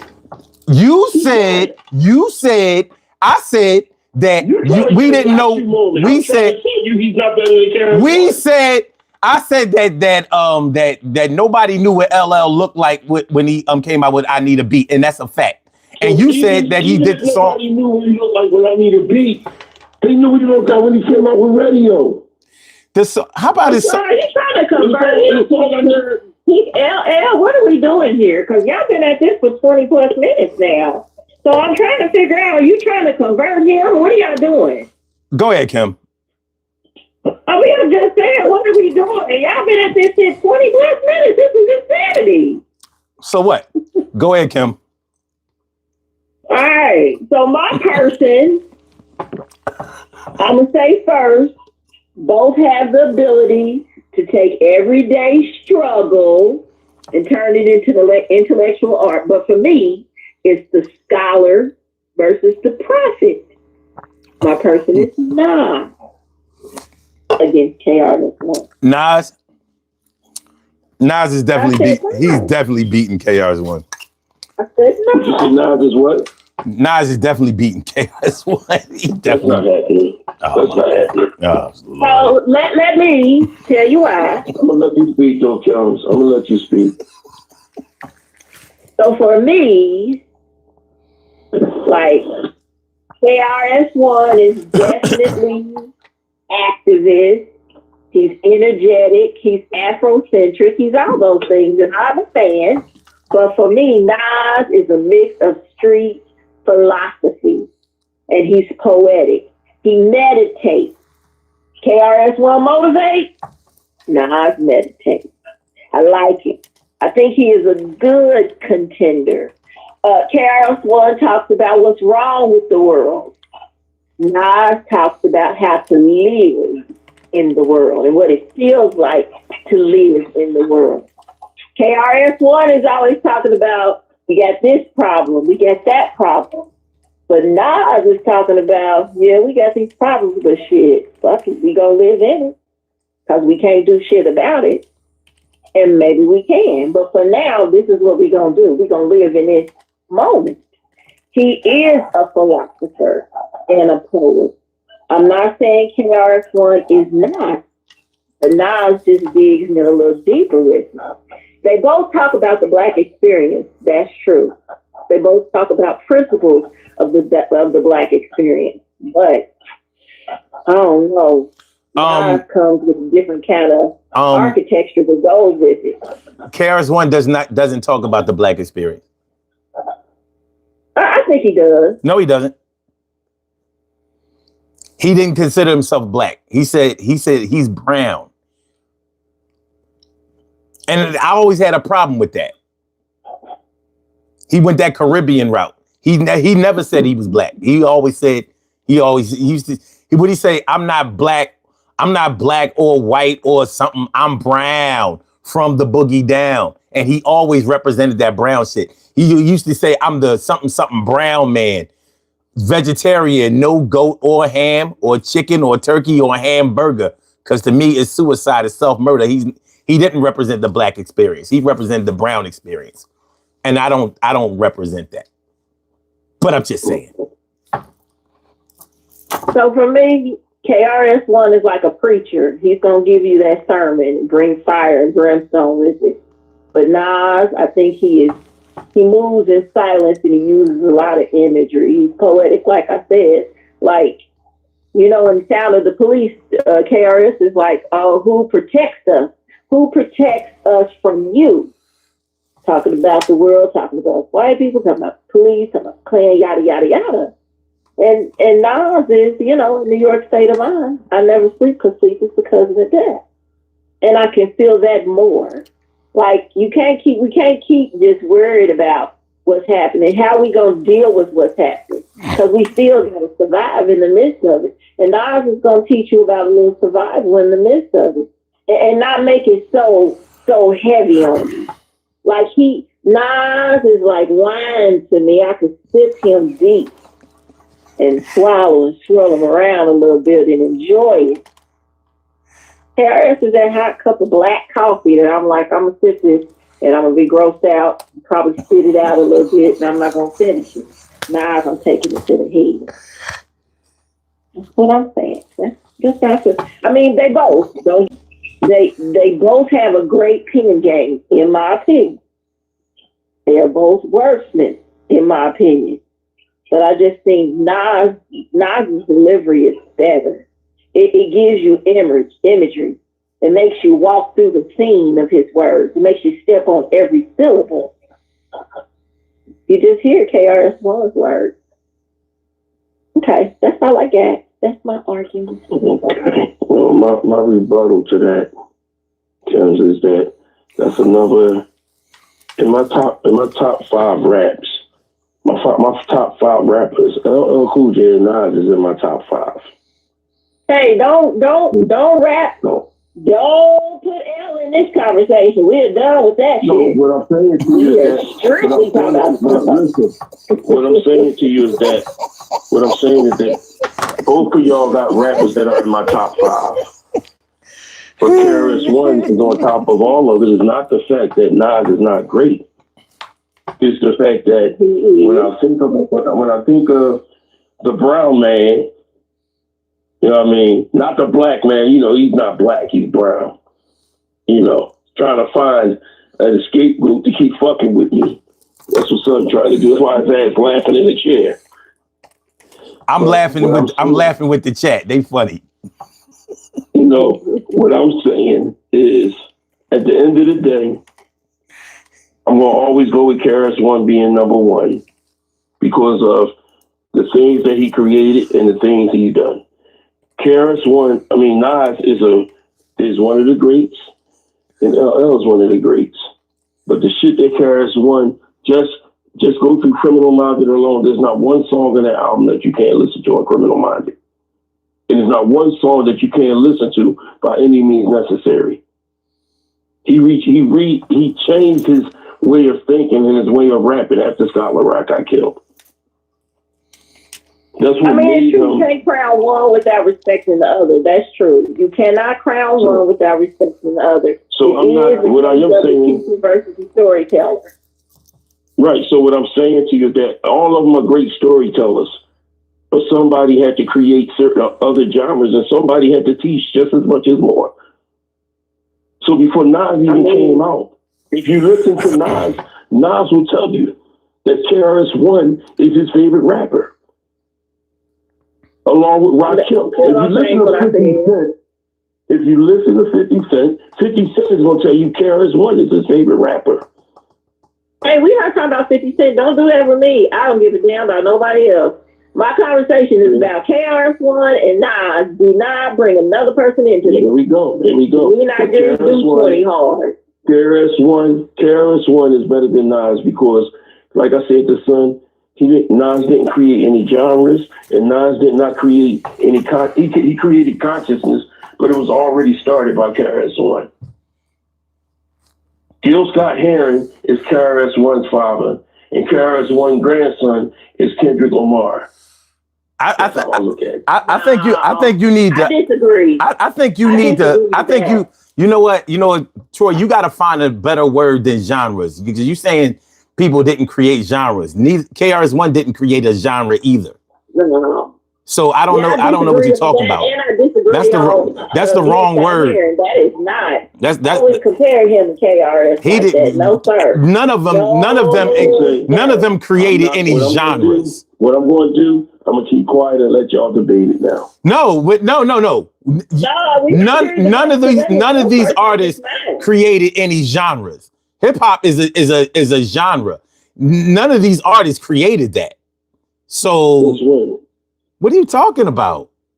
Okay, so before KRS-One came out, who was using Jamaican beats? Wah da da dang, wah da da da dang. Hey, listen to my night. Who did that?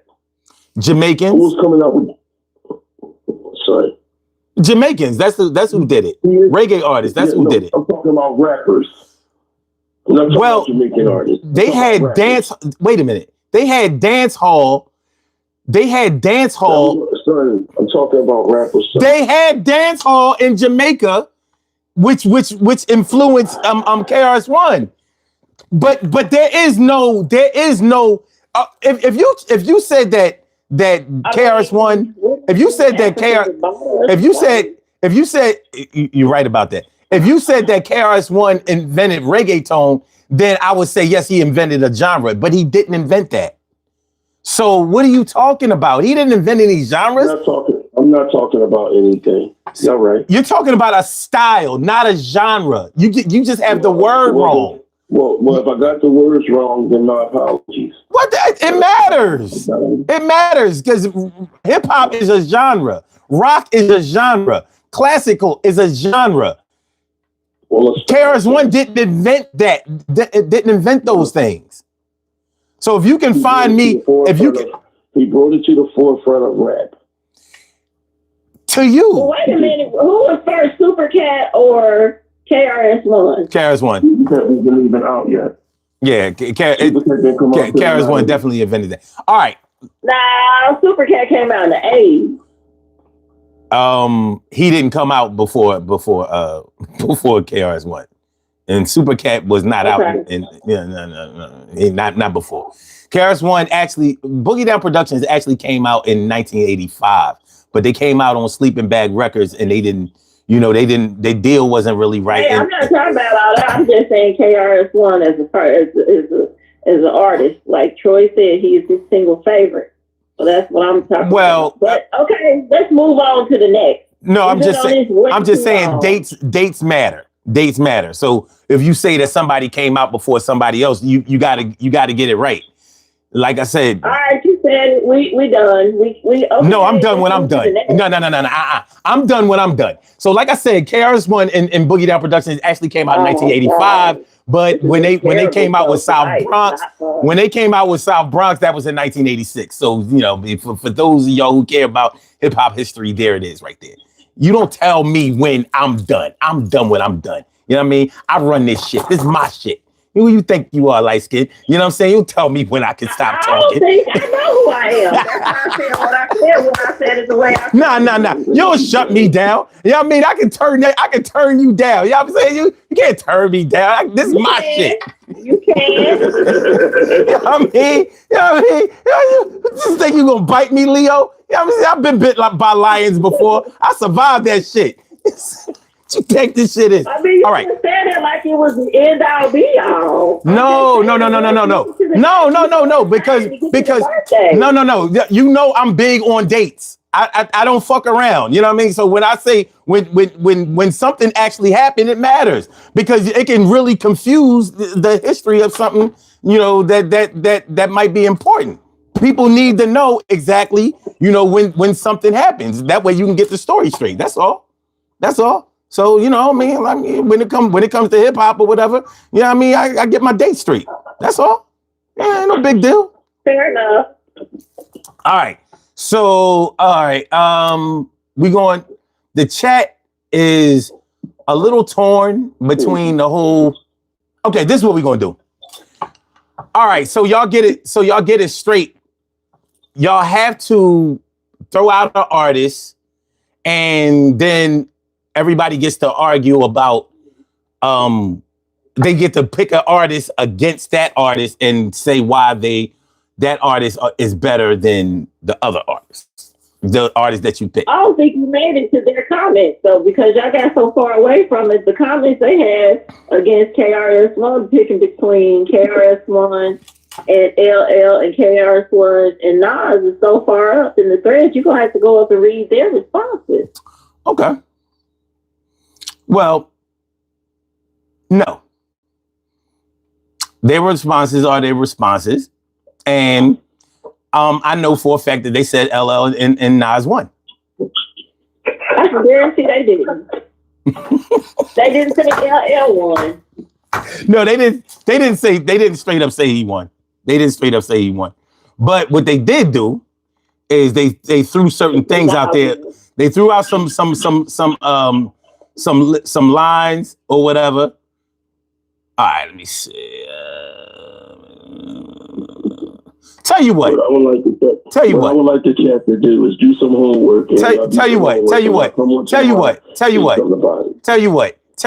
Troy, I'll give you KRS-One. KRS-One beats LL Cool J. I mean, but he doesn't beat now. I'll give him LL Cool J because I know he really does it. So I'll give it to him. There you go. Boom. You know what I mean? See? You know. That's what it is, Tori. That's it exactly.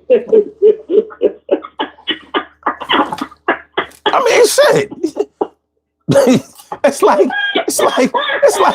like arguing if sugar is sweet or not. Like, all right, whatever.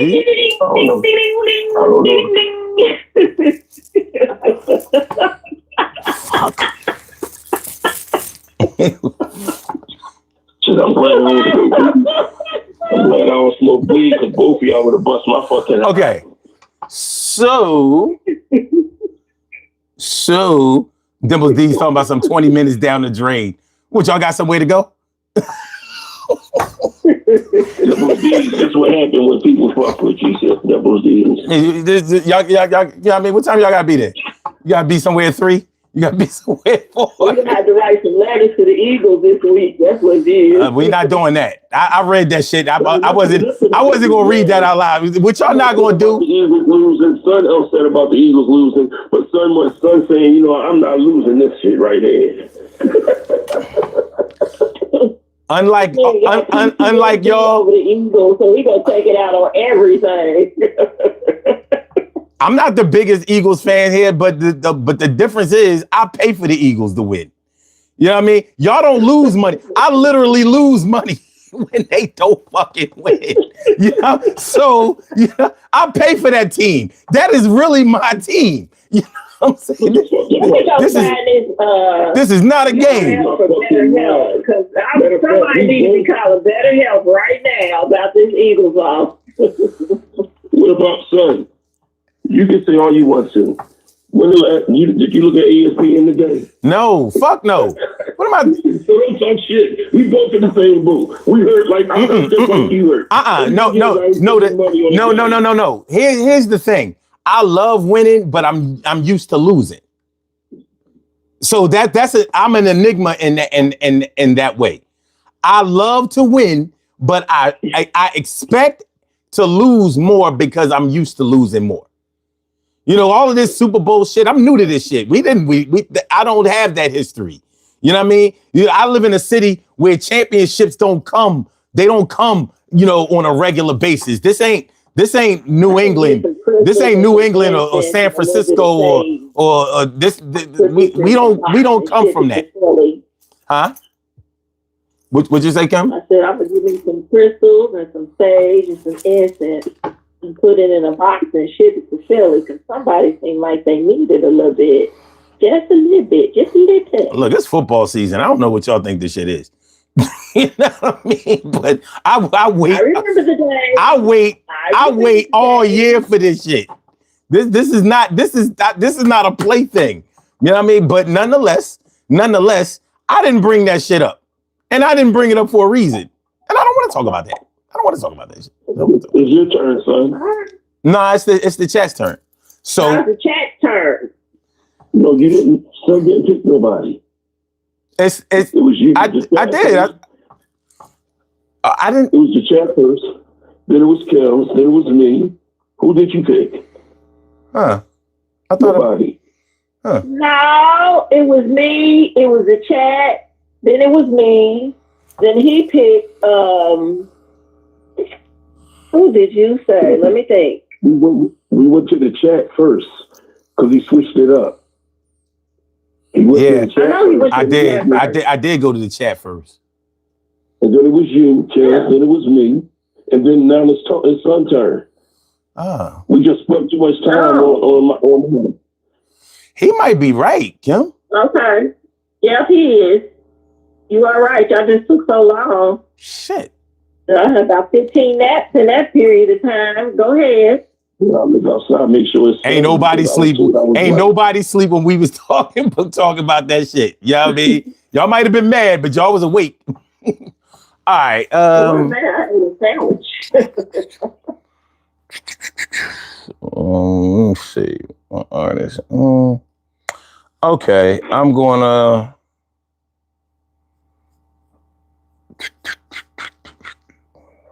All right, I'm going to go with.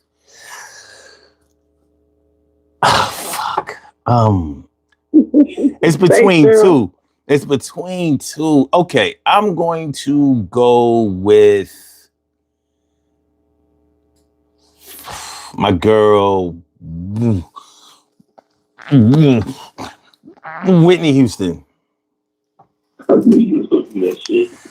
I really wanted to do. I was going to do Stevie Wonder. As a matter of fact, I'm going with Stevie Wonder. Stevie Wonder is the best. And the reason that I say Stevie Wonder is the best because of longevity. He's been doing it since he was a kid. His catalog to me is second to none. He comes from the days of writing, performing, producing, arranging, and composing. He comes from that era, when you really had to be an artist. And not that I think that it matters, but it does matter. The fact that he's blind and has never seen a person before, his ability to be able to command people to give him the sound and the product that he was looking for. I don't think that can be discounted. His ability to cross over, coming from the soul genre, but being able to cross over to the pop genre, the rock genre, be on Sesame Street, the Cosby Show, and even break into hip hop. I would argue that there is no artist greater than Stevie Wonder. So that's who I'm going with.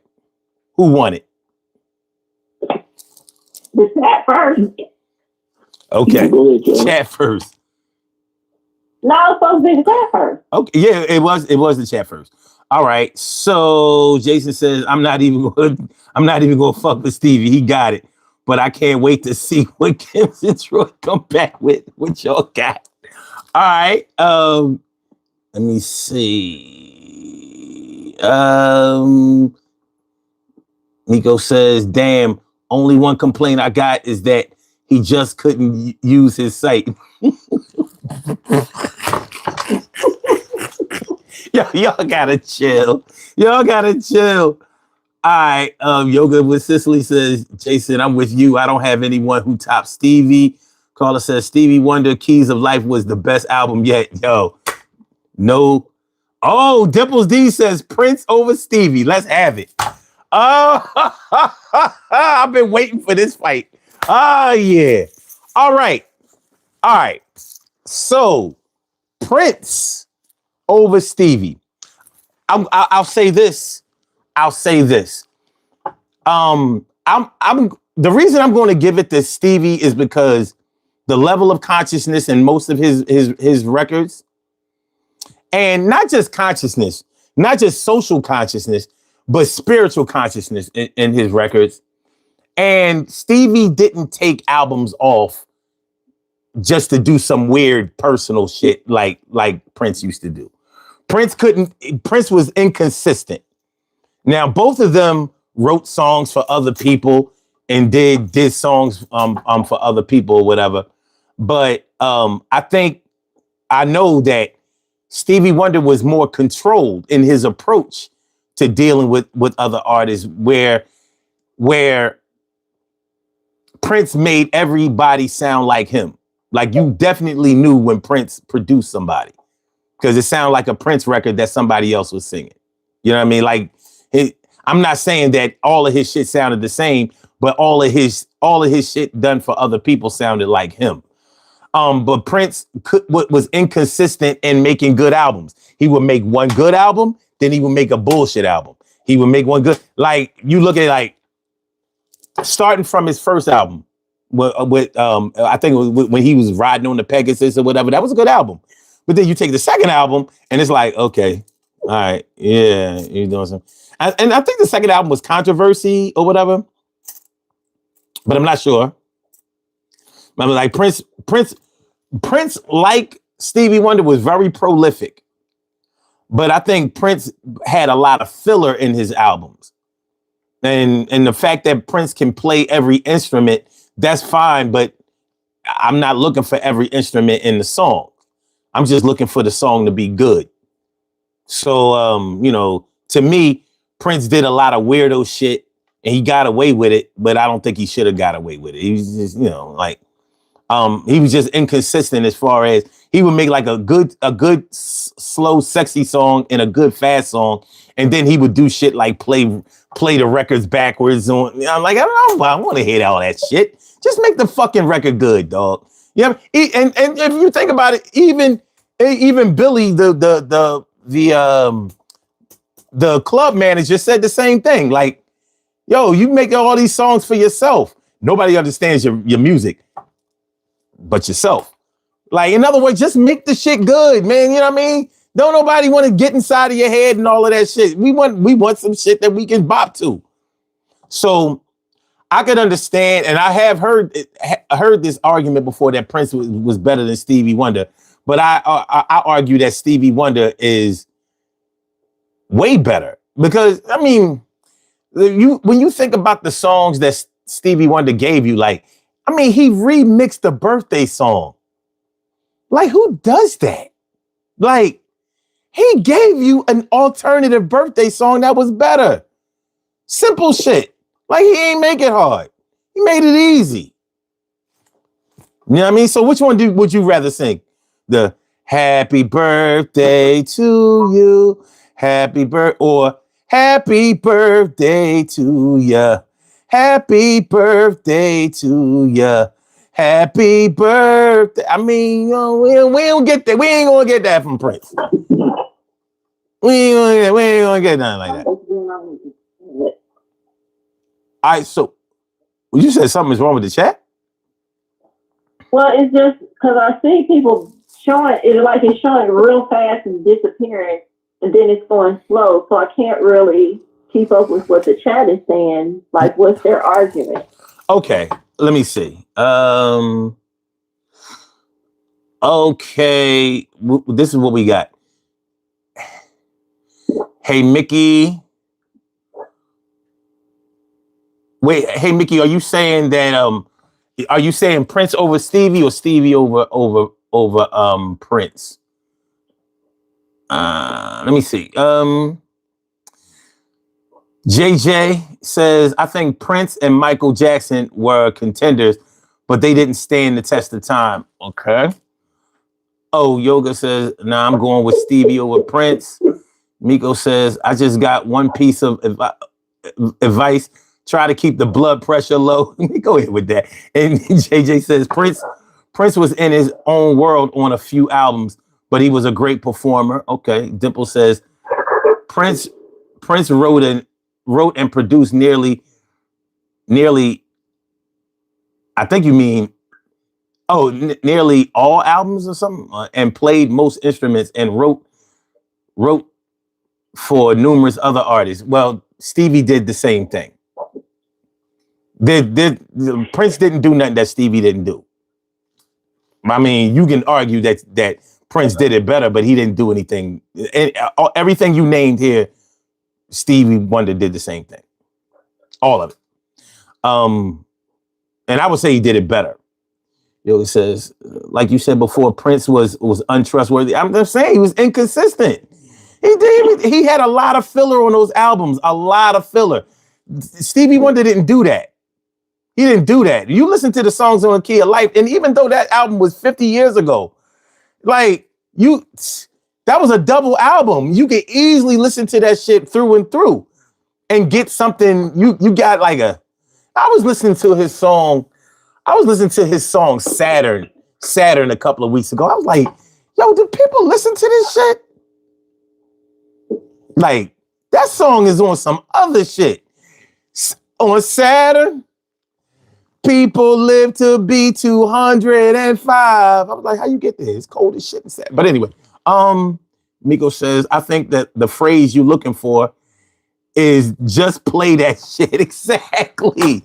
Prince wouldn't do it. He want to do some other shit. Like, yo, look, I can spin the ball on a record. Like, don't nobody give a fuck. We want something you can listen to. Dimple says, Prince may be weird, but he brought it. Well, they both brought it. All right. Jason says, my only problem with Stevie is that he didn't write his own songs. All his songs were written by God. Oh, shit. Prove it. Prove it. Okay. Hey, Mickey said Stevie over Prince.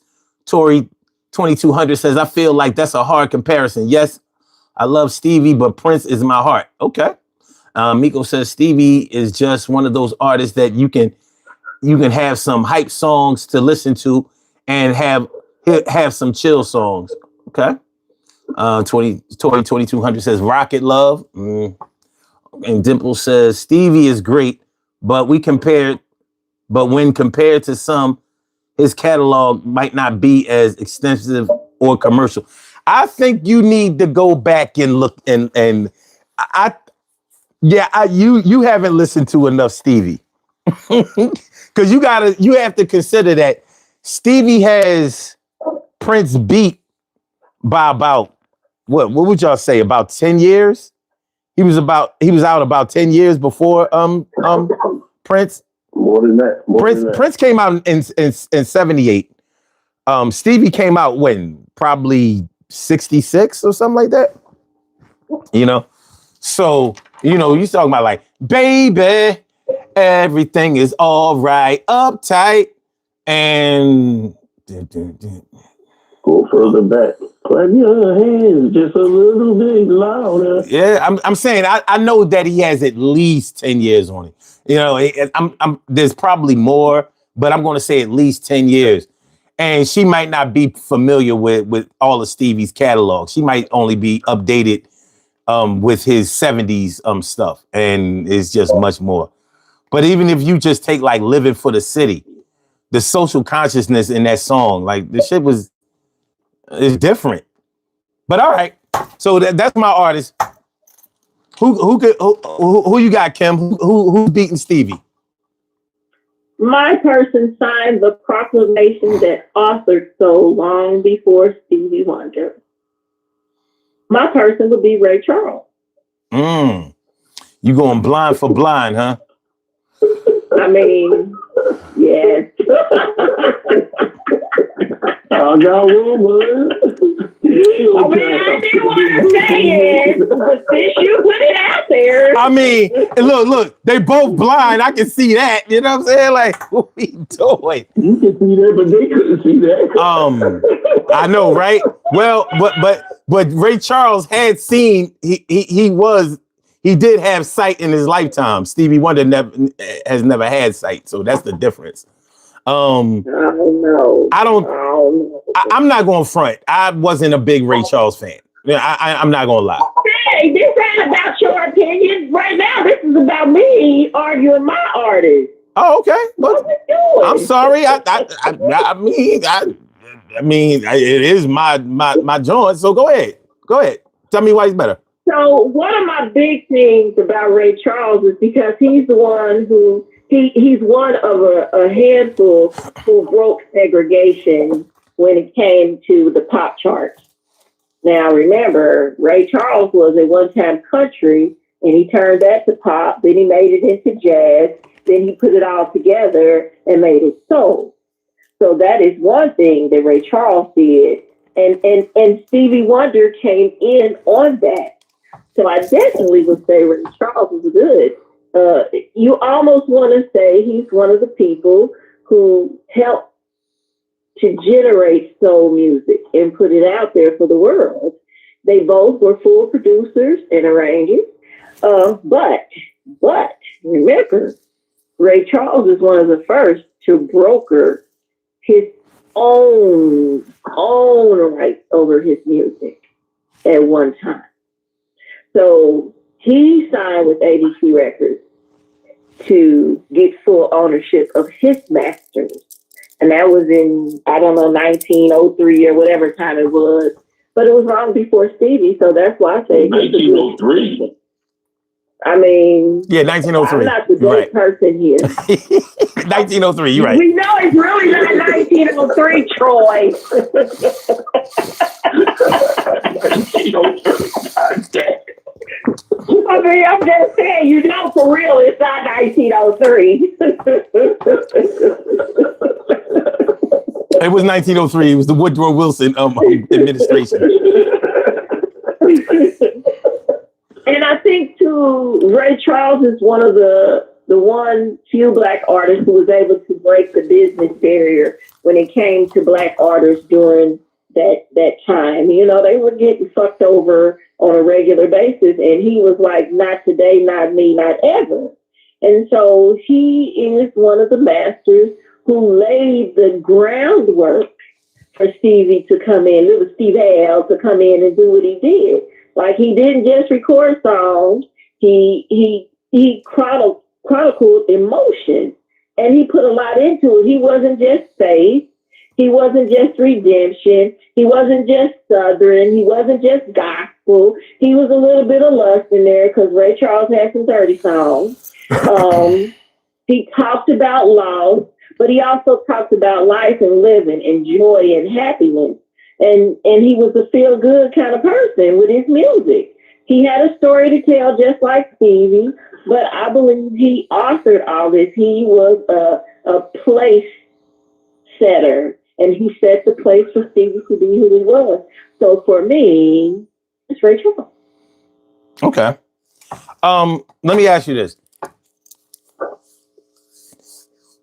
Do you sit around and listen to a bunch of Ray Charles music, or like is that what you do? I don't sit around and listen to a bunch of Ray Charles or Stevie Wonder music. But if you were to choose one to listen to, let's say for 2 hours, which one would you listen to? Neither.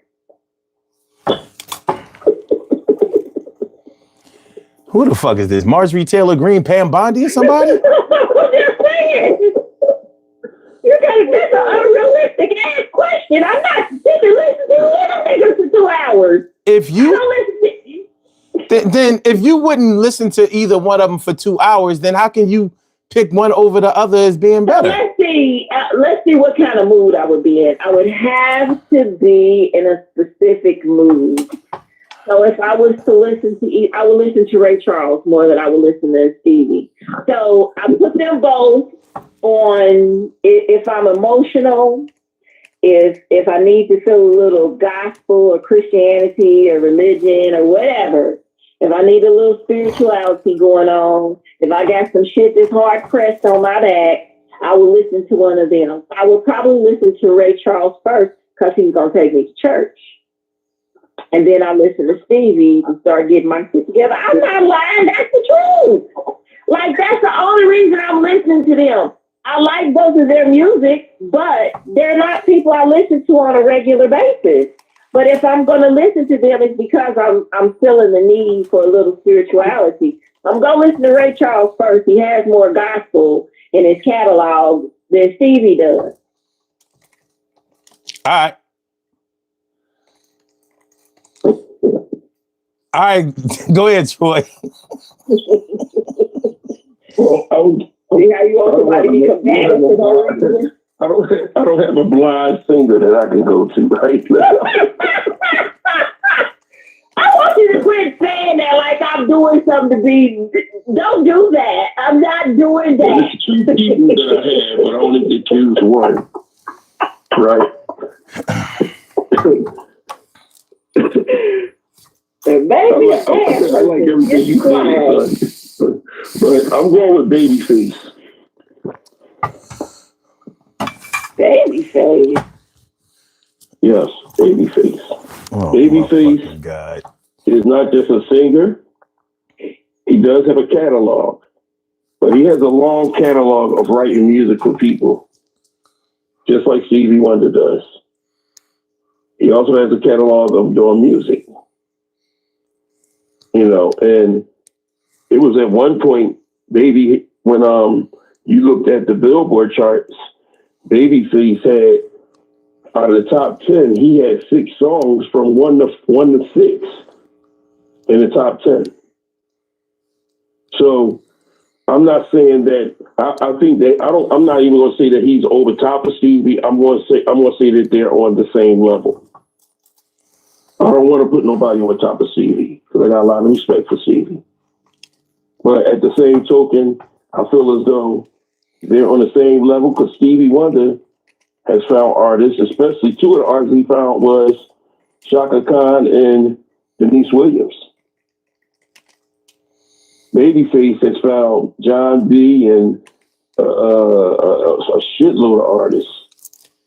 You know, and when you sit back and you think about it, he's also wrote for white people, like what's his name? Eric Clapton. You know, so he's wrote for other artists that's not just R&B. But if you look at his catalog, I don't even know why they called it LaFace. They just should have called it Face. Because L.A. Reid didn't do shit. You know, so I'll give it 1A and 1A with both of them because Stevie Wonder is on that level. But if I give Stevie, it's his catalog. But if I give songwriting, prowess, and everything like that, it would be Babyface because of the amount of people that he wrote for. You know what I'm saying? I got to look up the discography of Stevie and see how many other people that he wrote for, because he wrote for a lot of people too. But Babyface is like, you know, he can just do a concert with just him singing his songs. You know. So let me get this straight.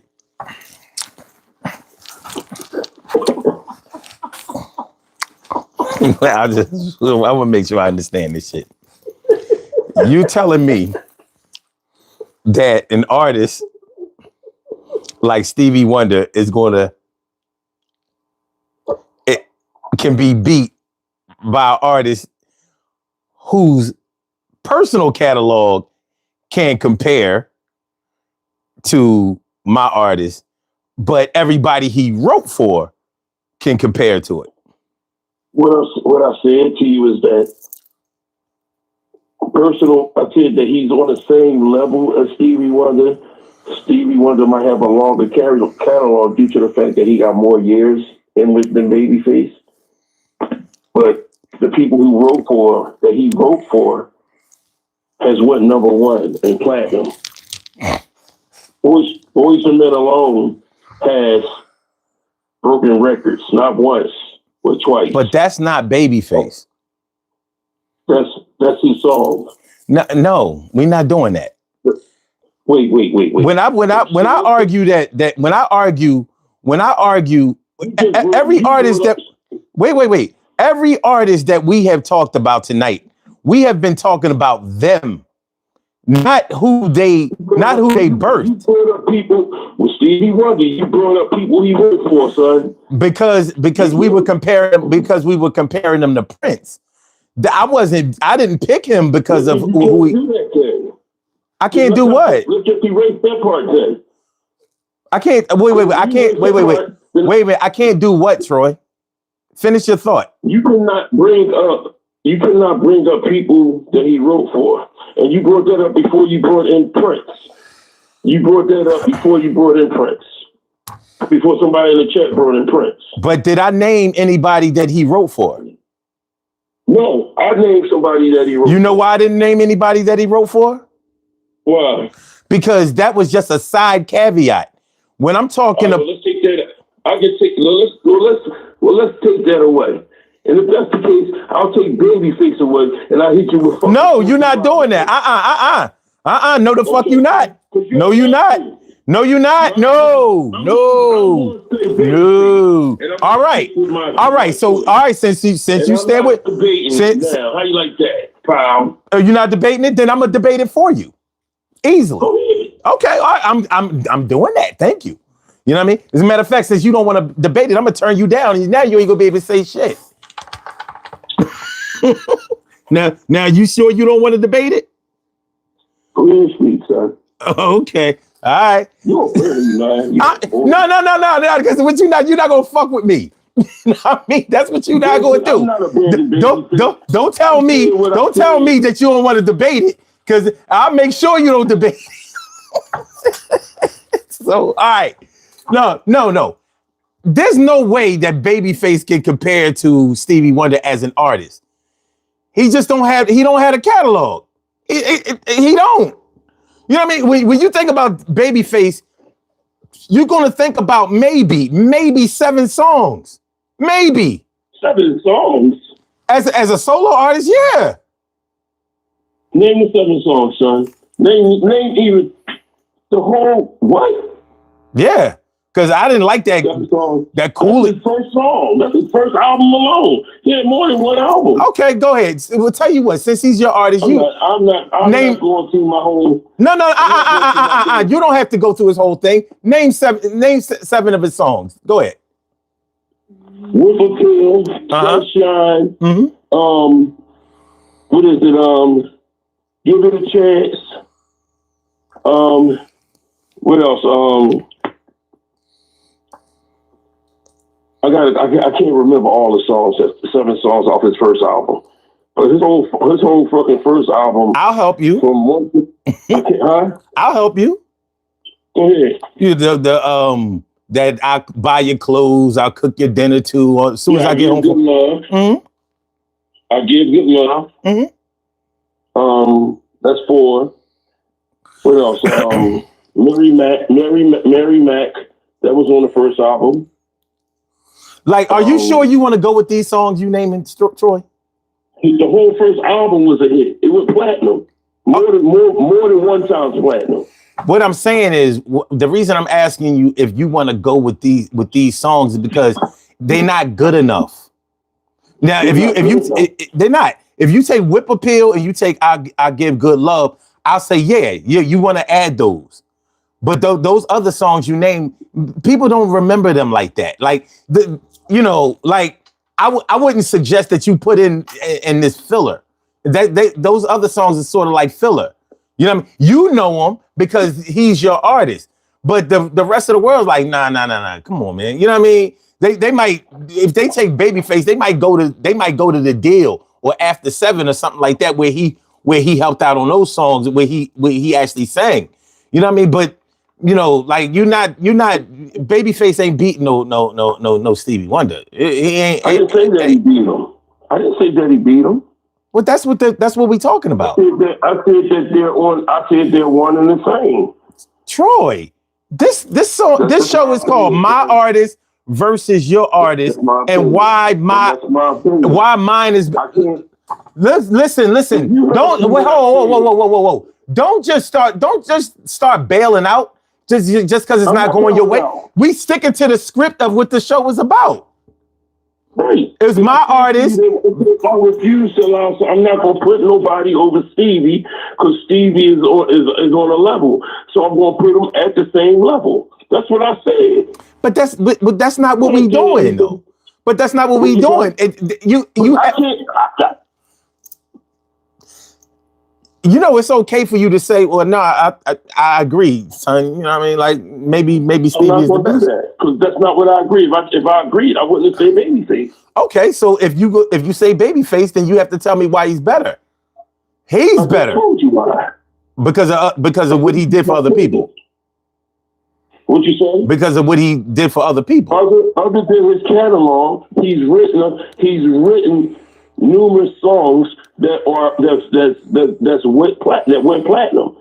There you go. Moana said, "Never keep his secrets." Song that went platinum. Huh? What did you say about the platinum? Stevie Wonder hasn't written enough songs for people that can go that he can say went platinum like Babyface has. Oh yeah. Yes. Now okay. Google that.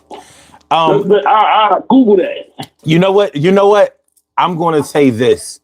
I don't give a fuck because he went platinum. Because he's my favorite artist. Hold on, wait. He's my favorite. He's my artist because he wrote songs for himself on his albums and he went platinum. Okay. And Babyface is my artist because he wrote songs for himself and he went platinum. Okay. How many times? No. Okay. All right. Let me Google this. I mean, you know, listen. If Babyface is the hill you want to die on against Stevie Wonder, I can't stop you.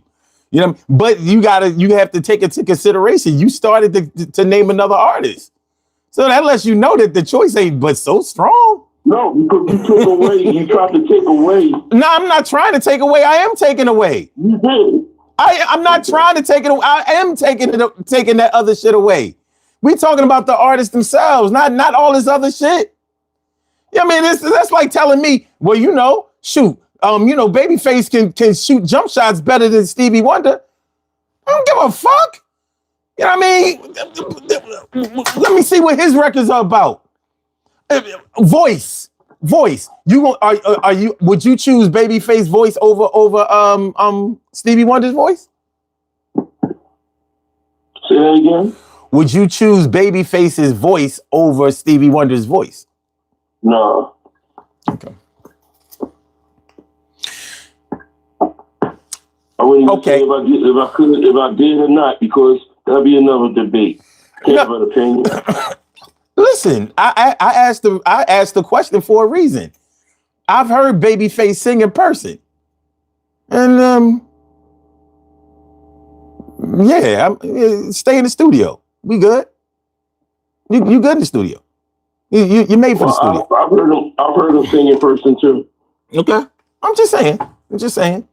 I've heard Stevie Wonder sing in person too. As recently as when he was down, he was in Love Park. It was some years ago. It was before 2020, but he killed the shit out. He really murdered it. So that had to be like maybe like 2000. It was a minute ago. That was a minute ago. But yeah, he's good like that. But okay. All right, we're done. How many platinum albums does Stevie Wonder have? Let me see. A lot. I'm asking you. A lot. I don't know offhand. I don't. But to be honest with you, I don't know any artist exact number of platinum albums. Like I don't, you know. I don't choose my artists about whether they go platinum or not. I choose them about whether I choose them by whether I like their songs or their artistry. That's how I choose them. Okay. Now, the fact that they sold is validation that I'm not the only one who feels that way. That's why I brought up the record sales, because as an artist myself, although not a musical artist, I understand I understand the importance of being able to to be commercial. You have to, you got to eat. Nobody gets into this shit just to play their music. Motherfuckers say that shit, but hey, they got families to feed. It is what it is. So, you know, it sounds humble and all of that. When people be like, you know, I just do it just because I love it. Yeah, all right. When them checks stop coming in, we'll see how much you love it. We'll see how much you love it. It sound good. It sound real good, but we ain't doing it like that. So, you know, it is what it is. But this was fun. This was good. This was good. Evidently, YouTube don't think so. But I'm mad.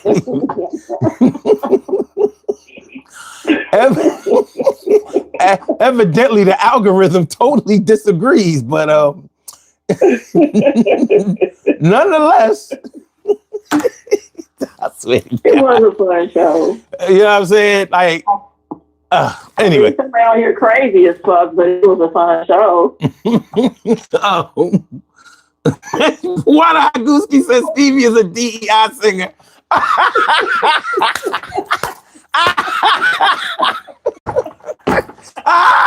Oh, God.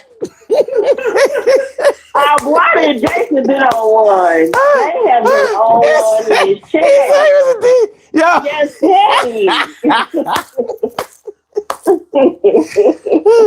Oh, shit. Dipple D says Stevie had 44 albums. What the fuck? I don't know. 44 albums. Is it possible to do? I don't know. Shit, he would have had to have come out with an album every year for the past, I don't know. She's accurate. He had 25 or 20, maybe 23 studios, and he had other albums outside of the studio. Oh, like greatest hits and shit. Like, okay, all right. If they counting it that way, okay, I can see it. Okay, all right. Yeah. I think that's a weird way to calculate it, but you know, I see what they doing. I see what's going on. I got you. I see what's going on. All right. All right. JJ said Buana definitely voted for Trump. Yeah. Game over. This ain't funny no more. Bullshit. Yeah, it's funny. It's funny when we hear it because we know we just fucking around. You know what I'm saying? You know what I mean? But my man Ed from Detroit was in here earlier. You know, if he would have said it, I'd be like, oh, now wait, no, slow down. Now we ain't doing it. We ain't doing that, man. We good. All right, y'all. Listen, I appreciate y'all. You know, you already know. It's always love. It's always fun. This was good. Fuck that. I'm doing homework and I'm coming back at you tomorrow or I'm going to text you throughout the fucking night. You ain't running away from me, motherfucker. Yeah, well, I can turn my ring off and turn my phone down and put my phone, you know, the visible side down. You know what I mean? And you'll go away. So unless you find a way to knock on my door. My previous statement, it is two people on this phone crazy as fuck. Okay. Well, I know you better have counted yourself. Oh, I did not. Well, allow me to pencil you in. You shouldn't. With a number 2 pencil.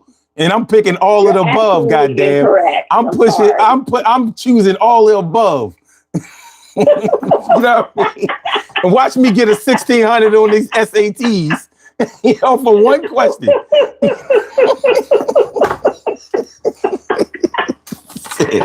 I'm about to get me a scholarship. All right, y'all. You know, all right, let's hold on. Wait a minute. Hold on. Get out of here without doing one thing. Well, I want to go to. Might as well go and punch the air for your boy. Just go and punch the air for your boy real quick. No, I ain't doing that. What I'm going to do, I tell you what I tell you what I'm going to do. I tell you what I'm going to do. Get it out of your system for the ego. Do it. It was out of my system last night. Tell him to do it. Tell him to punch the air. Let me turn that damn ass down. This is what we going to do. See, I hate having to use my power. But I love having power. Ooh, power. Get your power. Woo! Power, man. Yeah. Yes. Power. Hold on. We're gonna do the chat. I mean, not the chat. The poll question. That's what we're gonna do. The poll question. The poll question was, what is your criteria for an artist to be the best? All right. So overwhelmingly, people said at 62% artist voice and their lyrics. That sounds right to me. All right. 14% says performance, stage presence. 24% said songs, catalog, and longevity. And 0% said popularity and record sales. I'm glad that the votes went that way, because that shows a purity, and that shows purity in the judgment of the artistry. You know what I mean? It doesn't really matter how many records you sell. If you think that somebody is the best because they sell the most, then the richest in the world would always be the best at everything. It doesn't really make sense. When it comes to music, and when it comes to the artist that makes the music that you like, of course, you're going to talk about how it hits your soul, how it connects to your protons, neutrons, and electrons. You know what I'm saying? Like how it gets into those synapses, you know, and how it really, really drives you, motivates you, initiates you to do something or feel something that you hadn't felt before. So that's kind of sums up what we're talking about when we start talking about why and who is our favorite artist.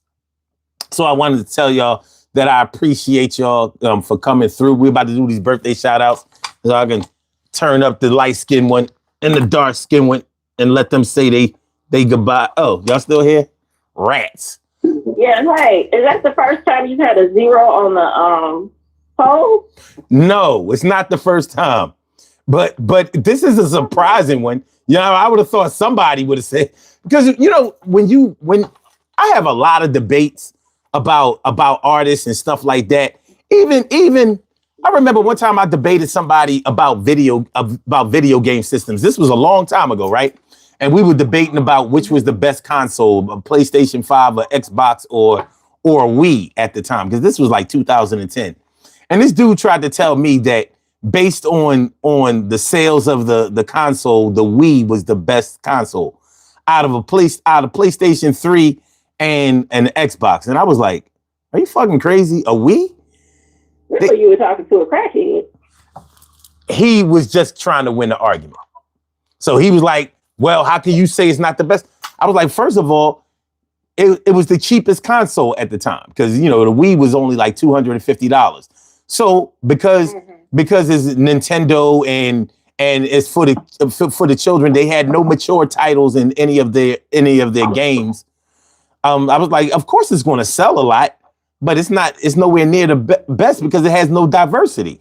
If you want to play Grand Theft Auto or Call of Duty or any songs any games with a mature rating, then you can't play that on a Wii. He was like, so what? But it sold the most, so it's the best. And I was like, that's the stupidest shit I ever heard. But you know, people will say things just to win an argument. It doesn't, you know, they just want to win the day. They just want to win the day. It's ridiculous. But no, that's not the first time we've ever gotten a 0. But with this many votes, it's a little surprising. You know, I'm just surprised that nobody cared about record sales. That kind of lets you know what we cultivate around here, or what the energy of this chat is. It's impressive, actually, to me. It is. All right, bye. Let me say before we go, for everybody out there, again, be safe. Watch your surroundings. For anybody who is feeling the effects of the layoffs that started on Friday, my heart goes out to you. Let's talk about it and find a way around it. It's dangerous now to another level. So everybody, please stay safe, be careful, and just know your family and prepare. And whatever that means for you, prepare. Because that shit's coming. That's it. Cool. Peace and love, everybody. Trizzy. Peace and love to everybody. Be safe. Be blessed. Love on your family. Make sure everything is okay with y'all. And Karis One is the number one rapper ever. God bless and have a good day. Amen. Amen. Cut his mic off. All right, y'all. Y'all have a good night. Y'all be safe. And I'll holler at y'all later. Peace. And thank you once again. Right. You too, Walona. All right. We have some birthday shout outs to do. Some people were born on this glorious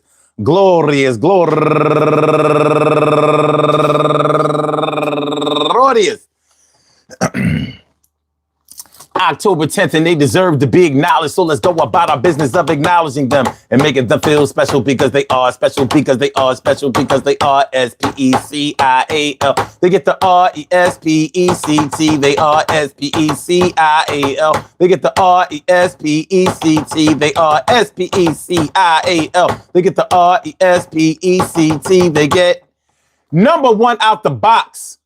Julian Charlie, or Charlie Julian, happy birthday to you. And also Kalena Newsom, happy birthday. And Sharon Clements, Deborah Dancy, Porty Niqua Coleman, Juna Deschelle, Love, Pray, Peace Project, Luz Bernardino, Natalia Perez, Vumani Lenyama, Maddie Thompson, Chad Williams, Harley Brunson, and last but not least, James Cook. I want to say happy birthday to all of y'all, and I hope that today finds you all in good health, happiness, mind, body, soul, and spirit. And that goes out to each and every person out there born on this glorious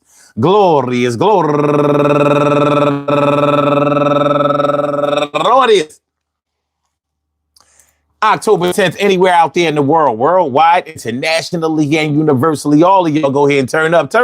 But don't turn up too loud. Just turn up loud enough so everybody can hear you. Rock out, rock on and do the damn, the rock out. Rock on and do the damn, rock out. Rock on and do the damn thing and do your thing, y'all. Represent the queens and kings. You do your thing, y'all. Represent the queens and kings. Good things happen to those who wait. Great things happen to those who grind. Anything can happen to those who go for theirs. So go hard, go for yours, and remember, man, my artist versus your artist, I think that mine is the best, but let's put it through the test. I think mine has a better voice, but I understand that the artist that's your choice.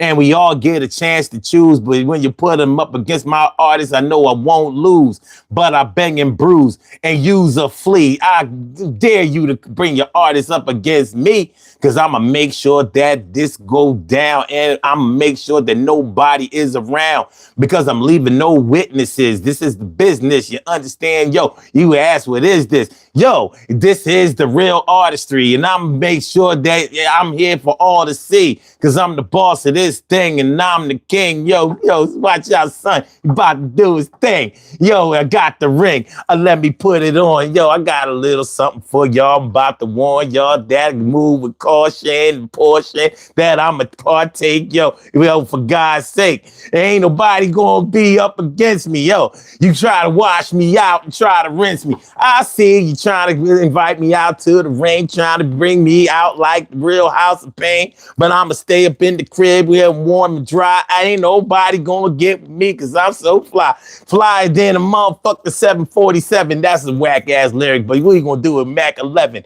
A Mac 11, Mac 10. Yo, I'ma make sure that I hit you and all of your friends. Y'all try to come against me and take my change, but I have to tell you something, and I explain. When I was on a train, y'all tried to catch me out there, but I think that I'm about to be the scout where I can see you all the way down the line, and I made sure that I pulled out my big 9 and started rat-to-tat, rat-to-rat. Yo, you get with that. I'ma see y'all tomorrow around 1:30. Yo, come on through. You really heard me. Urban Therapy with Sun show is coming out. I'm going to do this thing. I want to give a shout Shout to Troy McNeil, shout to Kim's Wims, y'all, you know how we do and when the light dims. And Jason Sloan, yo, that's my man, he's my own, yo, we gonna do it like that. We need another clone. James Grattan, thanks for coming through on the late, yo, I see you. Yo, we get the story straight. And Tori 2200, yo, you know how we do. And Carla, yo, yeah, right there, I see you. Andre Goodson, thanks for coming by. Yo, you know how we do. And you know why. Hold on, let me get this thing together. Everything is going to be all right, and that's whatever. JJ Vismo, hey, I see you, yo. And yo, Cheryl Halsey, you thanks for coming through, though. And don't let me forget, yo, my girl Carla, yo, she's the shit. And Dimples D's is down with me, balling on the budget, MKO. You see? I see all of y'all. Hope I didn't miss y'all. Charge it to my heart, not my Yoga Sicily. All right. Peace to all my day ones, my everydays, and my brand news. I love y'all to death. Resuscitate y'all. I love y'all right back to life. We will be back tomorrow night. We will be back tomorrow day, 1:30 p.m. Come through for the Daily Go Getimism show, where I'm not the Daily Go Getimism show. I got to get my shit together, man. My shit ain't right.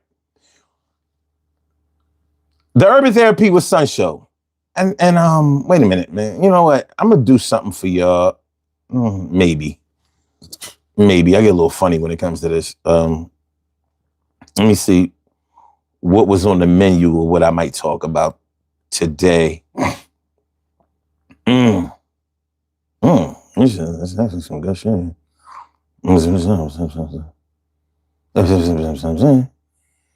Some of these shows.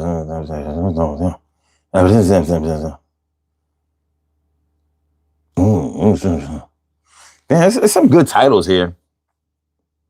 Tell you what, come through 1:30 p.m. tomorrow afternoon, and we gonna do this thing the way it's supposed to be done.